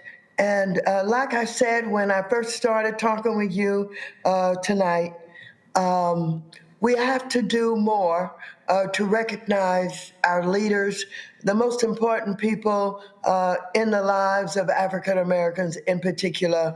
And it's up to us to remind the leadership of this country, who these people are, and the contributions they've made. Nobody's going to do that but us, and we've got to do a better job at it. I agree with you. Well, that's one of the reasons why we dedicated 3 hours yesterday to his life and legacy, and wanted to do the same today. And while we do, when we lose our great folks like this, we always want to sit here and do this because we know they're not going to get virtually any attention through mainstream media. And as the nation's first black newspaper, Freedom's Journal, said on March 16, 1827, we wish to plead our own cause. Too long have others spoken for us. We know how to celebrate our own, and that's why we do it here, and that's why we wanted to get your voice on the record regarding life and legacy of Reverend Dr. James Lawson Jr. Well, thank you so very much. You're the leader in absolutely recognizing and reminding us of who our leaders are, who have been so instrumental in bringing us to the point that we are today. And I thank you for it. And I thank you for having me on. I appreciate it, Congresswoman. Thanks a lot. See you soon. All right. Thank you. Thank you. All right, folks, so we're going to get back to our conversation about HBCUs. And before I go to Walter, I'm going to bring the panel in as well. I told y'all, the lion of Trump, right here, is South Carolina Senator Tim Scott. You got South Carolina State and other HBCUs in that particular state. Here he is, straight-ass lying on Fox News. Listen. Who's the president who brought the most money in for historically black colleges and universities? Donald Trump. Who's the president? And what you have there is 9 seconds of him lying to a mostly white audience, and they like, oh boy, that's great. We feel great. That's a black face lying to them. We played you one clip earlier. Here's Donald Trump lying again when he spoke to Turning Point. I funded the colleges and black colleges and universities. Nobody else did that. Nobody else even thought of it. And what we're doing. All right. So now when that clip went out, Walter, you really got pissed off right there. I mean, you were really upset when you said that, as if he was the first person ever to fund HBCUs. That was just so crazy to me because HBCUs have received federal funding since 1965. And then the other lie they tell on top. This was the graphic that you actually posted right here, y'all. And you said they've been getting money since 1966. So you got them getting that money. And then the other part of that lie is that, well, he's the first to have a White House initiative. No, Jimmy Carter did that. Jimmy Carter, I got to stand up for Georgia because I'm from Atlanta. Jimmy Carter did it. He had HBCU presidents all there. I think they were in the Rose Garden when he created the whole program. So, but they're clapping. People just like, he said, I'm the first to ever think about funding these schools. I'm like, you got to be kidding me. And that's why people can't think. It's like, okay, so they had money. You say he restored the funding. So obviously somebody thought about funding him before he got there. He just, off the top of his head, just lying. I funded them. I'm the first to do it. Nobody thought about doing it but me. Well, they're just clapping. And again, and what you have is, which really ticks me off, you have these TV anchors, even some of the black ones, right, who don't correct them, don't correct any right. on the record. They just take it as face value because they don't know right. what the hell is going on. You also posted this tweet right here. You said Trump zero out the $250 million for HBCUs in the fiscal year 20 budget. You lay it out right here. This the budget. Facts. That's all. I just tell people, look at the budget. You can look at the consolidated budget that shows you where he zeroed it out and where Congress came back and put the money back in. It's real easy. You see a lot of zeros by the Hispanic servant, by the Native American, all the people of color, all that got zeroed out. Yeah, go back. Come on, go to iPad. You see it right there. It's zeros. 2020 president's budget. 0, 0, 0. That column right there, y'all. Right there. This see right here. 2020 president's budget. 0, 0, 0, 0, 0. That's right. 0. It's the budget. Last 0, strengthening predominantly black institutions, HEA 3A, section 318. What do you see right there? A 0. It's the budget. It's there. And here's the deal. Again, you've been president of 2 institutions. If he did it, you would be saying, this is actually what happened. Right. Exactly. And that's what I tell people. When his team says his administration forgave the loans for Hurricane Katrina, I always say, absolutely. I met with DeVos twice. I was president of Dillard. We got our loan forgiven. Yes, he did that. So I'm always a straight shooter. They did that. I give them credit for that. So all this other stuff that was lying. I'm going to be a straight shooter about it. If he was doing all these great things, I would just tell the truth. But that was the only thing. And they don't ever mention that. I'm like, that's the thing that you actually did. And you don't even talk about it. They don't talk about it. I'm just like, you can say that, and then you set somebody like me up, be like, yep, he did it. But they don't ever mention the Katrina loans. Never. And that's what he did. He gets credit for that. Wow. Let's go to our panel. Let me first start with, let's start with the Tuskegee graduate. Let's go ahead and start with Randy. Randy, go ahead. I appreciate the work that you've done and showing the real facts. But the problem is that it's a time like the world. People will hear the lies that Trump is saying and embrace them. And that's what concerns me. Like, how do we get this truth out, this work that you laid out for us? Yeah, that's, one of the things that, Greg Carr talked about it last week. We've got to continue to keep talking about the facts. I think that's very important. And we just do it over and over again because people, they aren't understanding it. And we have to hit it from multiple levels to keep doing things like that. Right, exactly. Because that's all he's doing. He's saying the same thing over and over again. So I'm going to keep saying the same thing over again. And there are going to be some people that drank the Kool-Aid, and no matter what Trump says, they're going to do it. But I've even found on social media, there are folks where I can show that table and show them the zeros. And I've had people say, oh, I guess I've been misinformed. So, it's probably half and half. There are going to be some that are just idiots, and they're not going to do anything differently. But there are some people who are just like, yeah, I think I better leave this one alone because I really don't know what I'm talking about. So we have to be, like I said, people say he's not message disciplined, but on black people, he has those 4 points. And he mentions them all over again. He can't tell you anything about an opportunity zone. I haven't met anybody who's benefited from an opportunity zone, but he's going to keep saying it. First of all, you can't even find any data. Nope. But before Trump got ousted, I literally reached out to the White House and I said, matter of fact, let me find the email. Because I sent them the email and I said, can y'all provide for me? And again, if they did it, I would have said it. Yep. I said, can y'all provide for me any information, any data regarding opportunity zones? And nobody ever got back with me. Yeah. No, and I've looked for things. There's some research that's been done, but it talks about, are they opportunity zones or gentrification zones? And that's the concern, that they're going to go in some of these communities and build them up, and then black folks won't be able to work there or live there. And that's what's going to happen. So I'm ready to see the research on opportunity zones because some of the things I've seen so far are pretty negative. But he just keeps saying it. People just like, oh. And when you watch him on social media, they'll just say opportunity zones, criminal justice reform, funded HBCUs. They have no idea what any of that means. And in fact, if you want to understand the lies and how the lies are told, this here is a piece that was done in the Hill newspaper. Look at the date. April 28, 2020. While Congress awards Harvard million, Trump moves to bolster historically black colleges.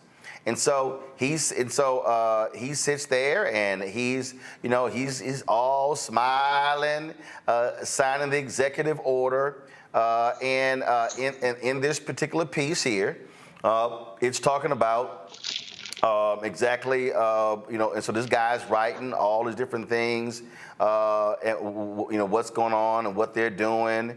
And what you have here, again, blackface Negro, Richard Johnson, director of the Texas Public Policy Foundation's Booker T. Washington Initiative. Okay, I ain't never heard of him. I don't even know who he is. But again, I want y'all to see this article. So he goes in the article and then talked about the CARES Act, what that included for HBCUs. He graduated in Wiley College. I never forget, blah, blah, blah. Okay, Betsy DeVos. To her credit, I want y'all to understand the lies. He writes, as Newsweek reported, U.S. Education Secretary Betsy DeVos expressed concern that stimulus funds were going to schools with large endowments, and she asked schools that didn't need the money to send it along to schools that did. First of all, ain't no school with a big-ass endowment just going to send the money to some other small school. Stop it. Secretary DeVos gets it, and it is to her credit that she has taken this strong stand on behalf of our HBCUs. They didn't send no damn money to them smaller schools by saying, I know our endowment is $50 billion. Right. We'll go ahead and send y'all this money. And then he goes in here, as mentioned, what drove horrors about face with President Trump's comments at a press conference, blah, blah, blah, blah. Thus, there is reason for optimism that our valued HBCUs will continue to have the resources they need to support the invaluable national service they provide. There's nothing in this whole article that is a substantive fact, a number or whatever, but the headline is all they wanted. Yep. Trump moves to bolster historically black colleges. This is propaganda. Yep, and it's a straight lie because, like I said, I looked at his budgets for those 3 largest Department of Education programs. He proposed over $100 million in cuts. Carol, do this here. I want you to find this dude, this Richard Johnson. Book his ass on the show. I want him to come on the show and defend this article 4 years later. That's crazy. Mustafa? Yeah, well, Doc, thank you for all the work that you have done and continue to do. I think it's interesting that we continue to have this conversation about Donald Trump when we know when he was in office, he lied over 30,000 times. So if somebody lies to you 30,000 times in a 4-year period, I'm not sure how you trust them. My question to you is, we have the Biden administration now. I think the last number I saw was about $15 billion in various programs that are supposed to be going to HBCUs. We have this conversation about Donald Trump and the zeroing out of budgets. Could you share for folks sort of a side-by-side with the 2 different candidates who are probably going to end up being, one of them will be the next president. What does it look like for HBCUs if one gets in or the other? Right, that's a good question. So once again, I'll just look at their budgets. Each of them now would have proposed 4 budgets. They haven't gone through the full congressional process for Biden's FY25 budget. So if I look at those same 3 programs, Department of Education specifically for HBCUs, and I look at what each of them proposed in the budget, okay? So I indicated already, Trump proposed over $100 million in cuts for HBCUs for just those 3 programs.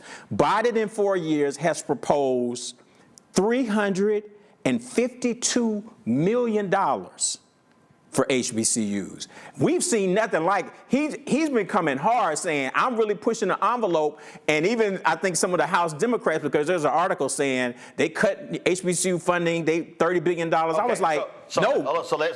He was trying to get new money. Right. He was pushing for that. First of all, let me deal with that, because again, this is what happens when lies are told. Well, that was a Newsweek article, and I was trying to find the cover, and what happened was, again, Negroes immediately believe in white media, sent that damn thing around.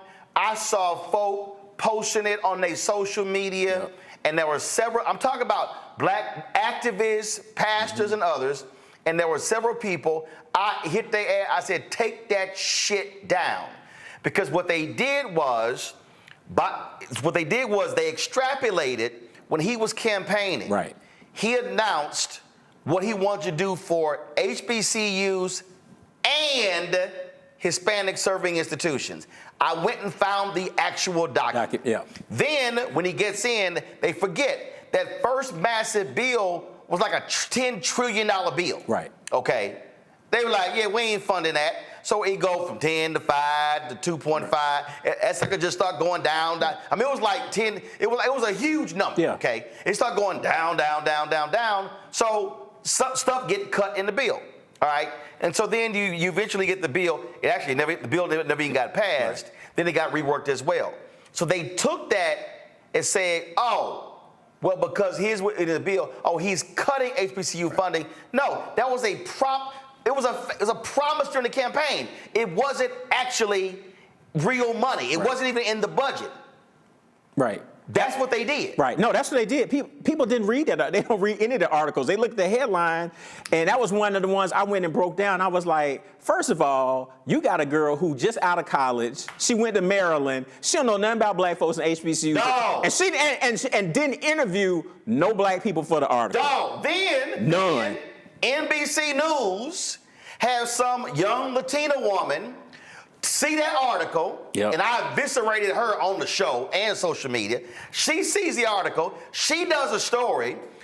Then she interviews 3 HBCU students, some brother from Alabama, A&M, Alabama State. I remember this. And he's sitting here, we ain't got this, we ain't got that. And I'm like, fool, you can't even see how much money your school actually got in the damn budget, and you complain about that. It was all a farce. And then the root, again, this is what pisses me off about black targeted and even black owned media. When these simple Simons, what they do is rewrite the shit white folks write that was wrong and put a black byline on it, and they go, oh, see, I saw it in the root. I saw it. I'm like, no. I'm like, nobody thought to pick the phone up and call? No. Because they just rewrite the stuff and see the headline and just aggregate the news content, and the lie just keeps jumping. And it went from Newsweek to Associated Press to the root. That lie just kept jumping. Yeah. No, that's what happened. So, Brother Ali, that's the deal. If you put them side by side, Biden has gone hard. He's been pushing Congress. I think people say, well, you didn't keep a promise. He's asked for more money than anybody. And if I started adding it up, he probably asked for more money in his first term than most presidents asked completely in their entirety of their time being president. So he's made the effort. So when they put this out again and again, I ain't got a problem saying it. They were horrible at messaging this. Yes, absolutely. They dropped it on the Thursday.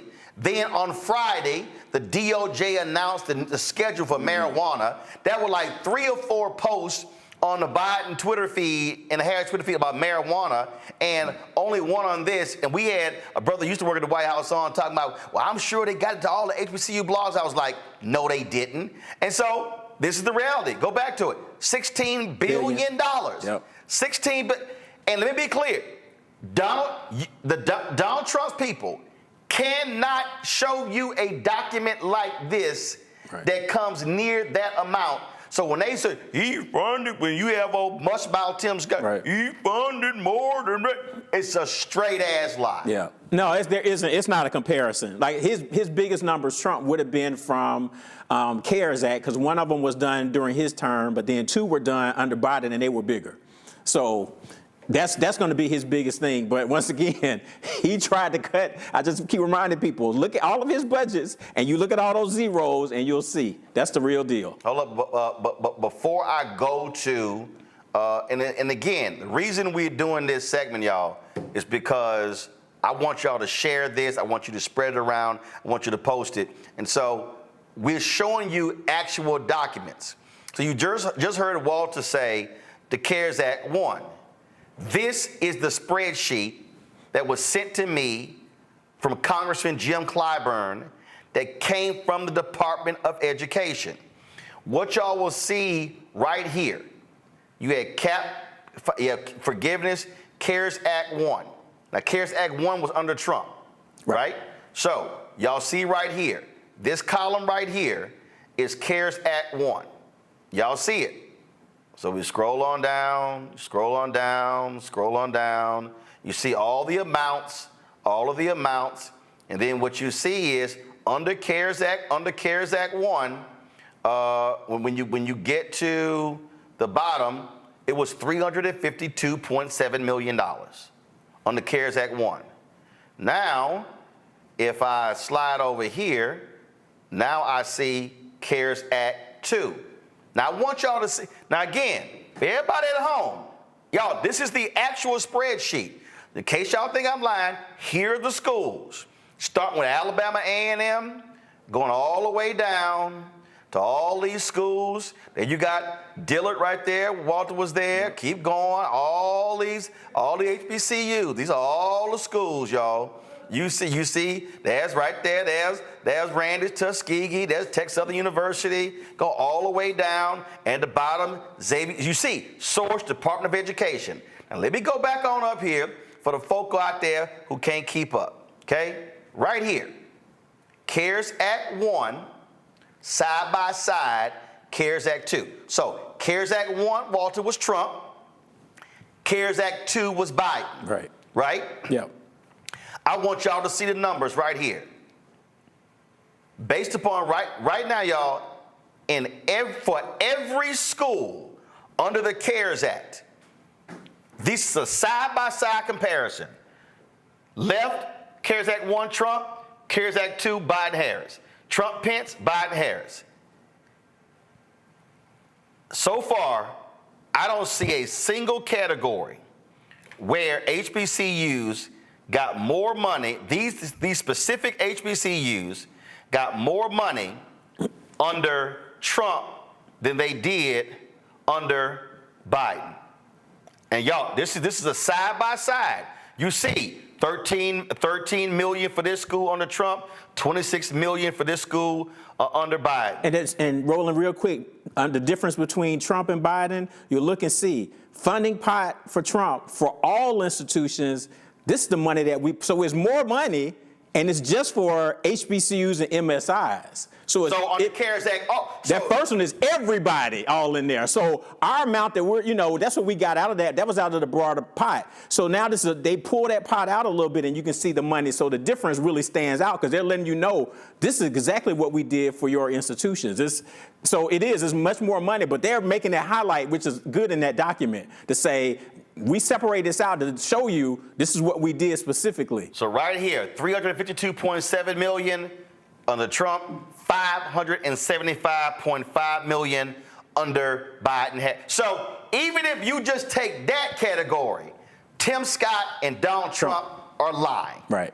And then when you go over to the final number, right here, $6.56 billion solely in these programs.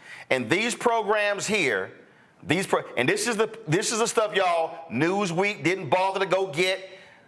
You see CAP forgiveness, CARES Act 1, CARES Act 2, CRRSA Act 1, CRRSA Act 2, American Rescue Plan Act 1, American Rescue Plan Act 2, and then the totals.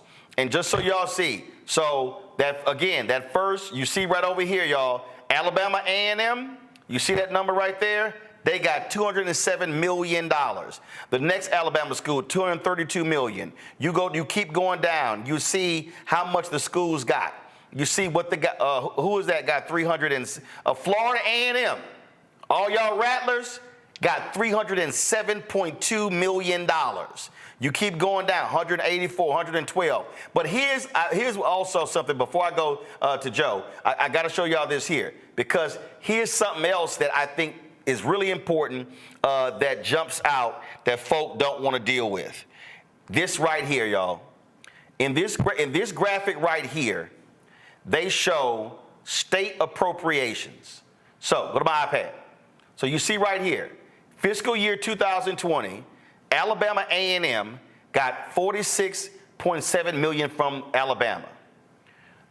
Then you got Alabama State got $49 million. I'm just going to use those two, 46 and 49 million. Yet when you go over here and you realize, so total state funding in 2020, Alabama A&M and Alabama State got $47 and $54 million in federal COVID relief funding alone. The schools got $207 million and $232 million.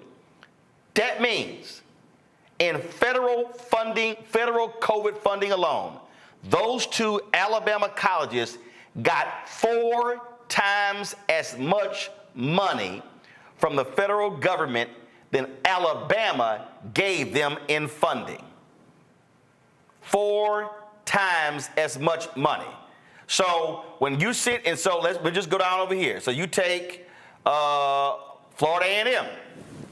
Florida gave them $136.9 million in funding. Federal COVID money, $307.2 million. That's more than double the state gave them. So for all y'all folks sitting at home, right here shows you the difference between a Trump budget and a Biden budget. This ain't caping, this ain't plantation, this ain't butter and biscuits, all the bullshit terms y'all use. This is hardcore data that shows you apples to apples, oranges to oranges, for some of y'all chitlins to chitlins. So you now understand what the numbers look like when we talk about what a Trump administration looks like and what a Biden administration looks like is right here in the data. Joe. Hello, Dr. Kimbrough. Thanks for all the work that you're doing. Kind of piggybacking on the other questions, I'd be interested in your thoughts related to strategy should, God forbid, Trump wins, and or regardless of who wins, there's more of a pushback or a pull away as it pertains to funding for Black institutions, because that's theoretically a possibility. And then a question that's maybe not so connected, but it's something that I wonder about quite a bit. The whole idea of philanthropy giving by alums of predominantly Black institutions, of HBCUs. How do we improve that? I mean, often they don't have the endowments that PWIs do. And, you know, there are some economic realities related to that. You, first generation, you come from more modest means, you won't have as much money to give. But how do we create and continue to bring along and reinforce that culture to be a part of it? I mean, they'll never do without federal funding, nor should they, because the federal government ought to be helping to secure futures of colleges, et cetera. They should be part of that because it is our tax dollars. But how do you bring that along? I'd be interested in your thoughts, having been at a couple of HBCUs. You answer that question. We have to. I want us to also remember this here, and that is Secretary Cardona and Secretary Vilsack, Education as well as Agriculture.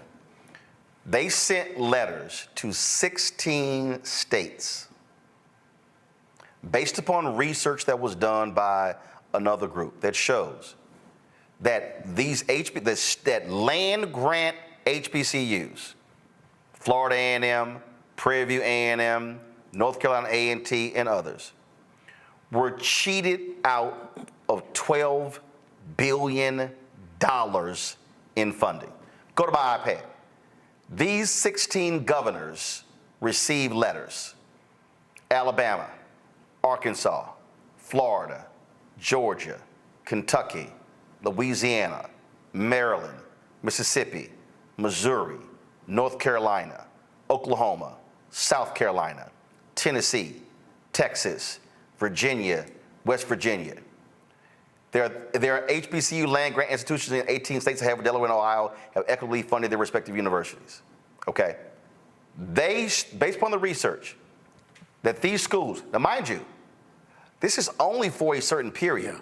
We're not talking, 12 billion historically. No, this is only for 1987. Yeah, from 1987 to present day? Yeah, I can't think exactly when they stopped it, but maybe like almost 30 years. So for about 30-year period, HBCUs cheated out of $12 billion. So when they talk about buildings and things along those lines. Absolutely. Well, hell, when you've been cheated out of $12 billion, you can't build shit. Right. And so part of our deal needs to be black-owned media, but also alumni and just black folks in general, saying to Georgia, you sitting on billions of dollars surplus, when are you going to give Fort Valley State their $1.2 billion? And going down the line. Mm-hmm. This is just land grant money. Right. This is not states underfunding them. This is money that the federal government sent to the states that they diverted away from the HBCUs to the white schools. Yeah. Yeah, and I think part of the credit they should get, even as this administration, is to just put it out there. They saw it and said, look, y'all need to be held accountable. Now, of course, most of these Southern governors are pushing back. Well, we can do, but I give them some credit for even making this a part of our consciousness to say, we need to keep pushing for this. So I think that's important. Joe, to your points real quick, historically, HBCUs have done well despite who was in the White House. I don't probably agree with Rand Paul a lot, but I do agree with him when he said when Democrats are in control, Republicans are conservatives. But when Republicans are in control, there are no conservatives. So that's why, Trump tried to cut the budget, but HBCUs ended up getting over $100 million more when he was president because everybody realized this dude just going to spend, so we about to get some for our school. So we just take advantage of it. So there has always been good bipartisan support. Probably HBCUs get more bipartisan support than most things do. So I'm not as concerned about that. If they do some things with Department of Ed, that can make things tricky because I'm more concerned about what they do with, work study and grant programs. So that would be detrimental. So I have a concern about that. And again, hold on, sit right there. For people who don't understand, the reason that's detrimental, because when you talk about most of your HBCUs, they are surviving on the students' financial aid. Yeah. So when we talk about HBCU funding, research dollars and grants, that's one thing. When we talk about cuts to Pell Grants, that's a cut to HBCUs. Yeah. When you talk about cuts to other loan programs, that's a cut to HBCUs. Right. And so when we talk about the impact on cuts, education cuts, they hurt HBCUs disproportionately because you've got some schools, 90+% of the entire school's operating budget is solely based upon student tuition. That's why when the Obama administration totally screwed up with the Parent Plus loan, when they announced it, that was devastating to HBCUs because that dropped in like August, and you saw 25, 30, 40% of students not showing up, and that was massive holes in budgets. Yeah, no, people struggle with that. They rolled it out in a bad way. So I found out Norman Francis called me. He was like, are you looking at your enrollment? That's how I found out, because he called me. So that was part of the challenge. But you're right. And once again, I tell people, go look at the budgets. Go look at, Trump did work with the institutions to bring back year-round Pell Grant. Go back and look and see what he proposed for Pell Grants. We don't talk about that. And HBCUs are 2/3 Pell Grants for all HBCU students. Nationally, all college students about 35% Pell Grants. So we're double. So if House Republicans are out here talking about we need to slash Pell Grants, that means they are actually trying to gut HBCUs. Yep, that's us. So we have to protect that. So so far Congress has done a good job. Even when Trump was president, tried to cut it, they were able to support it. Joe, on your other point in terms of giving, the Pew Research data says that still African Americans are the most generous people in the United States. And I think sometimes people lament to say, well, why is the percentage of HBCU giving so low? And I think about it differently because a lot of, black folks who they're active, with their institution, they're very active in church too. So they give in the church first. I'm a preacher's kid. Right. So that's part of it. So it's not that they aren't giving. So I think we have to continue to get them to try to figure out how do we support both. Mark Morial talks about a civic tithe where you tithe to church and you tithe to community organizations. So that's part of it. And then we've got to get more of our churches to do some things like Alfred Street does in Virginia where, they do big HBCU weekend. They do a college fair. They have a HBCU president come speak. They give them, I spoke during COVID, $50,000 for Dillard that was unrestricted. We need everybody doing those kinds of things because black folks are giving, and it might not just be directly to the institution. Some of that is going to churches. So we've got to partner a little bit better. And I know UNC USCF was trying to do a big faith-based initiative to try to do some of that.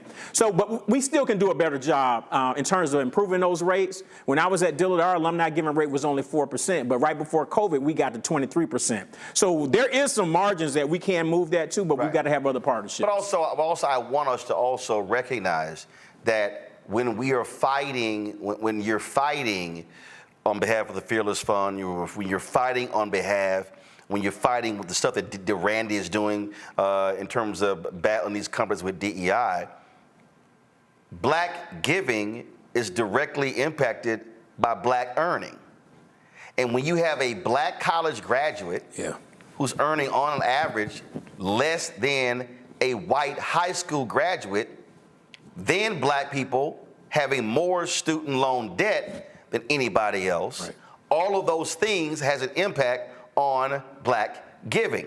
The fact of the matter is this here: if black people are able to make more money, then we are able to give. And this is where, right here, where I talk about Project 2025. For anybody who's black understanding, they want to go after, in a huge way, federal bureaucracy. Black people over-index in government jobs. That's where you see more black people making high 5- and 6-figure salaries. So when they start yelling government cuts, that means government jobs. That means disproportionately black people. So that means it's gonna be less giving. So we have to understand, and I'm all, look, of all HBCUs, I've been to 58 of them. And I've done 19 commencements, I think I did 19 commencements, 19 or 20. And I'm always talking about how we have to give. And my point is this here: if it's going from 4 to 23%, I'm saying I don't care if you can only send $5. Send it. Send it, There's no excuse. So a HBCU should have 100% giving, because even if you just send in $1, you sending $1 is better than you sending nothing. But we also have to understand the battle is to be fighting for higher wages, $15 an hour, all of those things, because that also directly impacts our ability to be able to give to our institutions. And even if we didn't attend one, it allows for us to be able to also be able to write those checks and be philanthropic for that. I'll say this: I believe, Walter, final point here is, and I understand the role that they play. I understand it's very delicate. But this is also where, as far as I'm concerned, UNCF, Thurgood Marshall, NAFIO, and any organization out there that is as an advocate of HBCUs should be putting out their own fact sheets. And again, this is not them taking sides. But they should say, this is what we got under Obama. This is what Trump was proposing and what we got. And this is what we got under Biden-Harris. So the broader HBCU community has the facts coming from those organizations. That also has to happen. Yeah, no, I agree. And then you can use those numbers, like particularly with what Biden has proposed, you can start to use that as your new floor and build off of that. So you can see how things have done differently to say, but this is what we got before, and now to this guy's coming in and propose a lot of things. So we can build on that. So I agree. It doesn't, like you said, it's just presenting the facts to say this is so people understand how funding works. That's important for them to know. And then to advocate to say, no matter who's elected, locally, federally, we need to make sure that they take our interests as a part of their job. So, but they need the facts. So I agree. Absolutely. Dr. Walter Kimbrough, Fred, I appreciate it, man. Thanks a lot. Anytime. Thank you. All right, folks. Listen, we are out of time. I was going to, of course, show you the video from Warwick Dunn's golf tournament. I will do that tomorrow. I also deal with Caitlin Clark tomorrow as well. So, but I just thought this subject was really critically important. And we're going to be doing more of this because here's the piece. I don't have time for a lot of the BS that I see happening out here. I'm seeing a bunch of crap on social media, on Instagram, on TikTok, all those other different places where you have no data, no information, but you got emotion. And we're all about showing you exactly, here are the facts. Now, when you have these fools out there who like, oh man, you caping for so-and-so or whatever, I don't give a damn what y'all say, but the facts are the facts. And the reality is, we're going to advocate for black people. We're going to advocate for policies that have a positive impact on black people. Now, if most of those policies are lining up with Biden-Harris, so be it. The Republicans have all the opportunity in the world to do right. Trump, all this little chat, show me his HBCU proposal. Doesn't exist. Don't bring that little BS platinum plan he put out there, which was atrocious, like his damn tennis shoes. Okay? But we have got to be operating in facts, and we have got to be understanding who is doing what, because then you begin to vote accordingly. I don't agree with anybody on everything. I've been kicking Biden-Harris administration on several issues, but I will say this here, and same thing for Republicans. If you are doing right, we gonna say it. But if you start lying about what you're doing, we gonna cut you as well. Just so you know how we roll. Mustafa, Randy, Joe, I appreciate y'all being on today's panel. Thank you so very much. Folks, that is it for us. When you support this show and this network, this is the kind of work that you're supporting. The ability for us to be able to have these conversations, broadcast this stuff, push this out, because the bottom line is we've got to be able to deal with the massive misinformation that is being kicked to black people every single day. They want us saying wrong, ignorant stuff that's based upon lies. And so we're not going to have any of that. And so please support us in what we do. Join our Bring the Funk fan club. Send your check-in money order, P.O. Box 57196, Washington, D.C. 2003 7-0196. Cash App, $RM Unfiltered, PayPal, R Martin Unfiltered. Venmo is RM Unfiltered. Zelle, Roland at RolandSMartin.com, Roland at RolandMartinUnfiltered.com.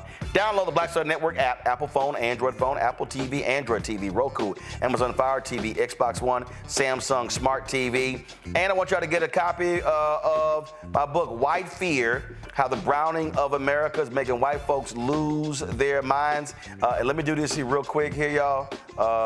Give me 1 second so I can load this up. So I'm getting off the plane. I was in Atlanta, and I'm flying back into D.C., and I get off the plane, and as I'm walking off the plane, this brother is sitting there, he's reading this book, and he is like really, really, really into this book. So I'm walking by, so I see the cover. I said, oh, damn, that's my book. So I walk up to him, I said, excuse me, would you like for me to sign that? And he was like, oh my God. So he jumps up, gets a pen. So his name is Pierre. And I posted this on my Instagram page. And he responded to it as well. So I personally autographed his book. So I appreciate him buying. I appreciate all of y'all buying the book as well. And so, look, I've done this for other people. I've seen them, and people have come to my speeches, brought their own copies or whatever. And so be sure to get a copy of my book, White Fear, How the Browning of America is Making White Folks Lose Their Minds. If you want to understand Project 2025, you want to understand Ed Bloom going after Fearless Fund, if you want to understand a lot of these policies, White Fear breaks it down. And I dropped it September 2022. I told y'all this stuff was going down. So be sure to get a copy of that book. All right, y'all. See y'all tomorrow. Holla! Black Star Network is here. Oh, no punch! I'm real revolutionary right now. Thank you for being the voice of Black America. All momentum we have now, we have to keep this going. The video looks phenomenal. See, there's a difference between Black Star Network and black-owned media and something like CNN. You can't be black-owned media and be scared. It's time to be smart. Bring your eyeballs home. You dig?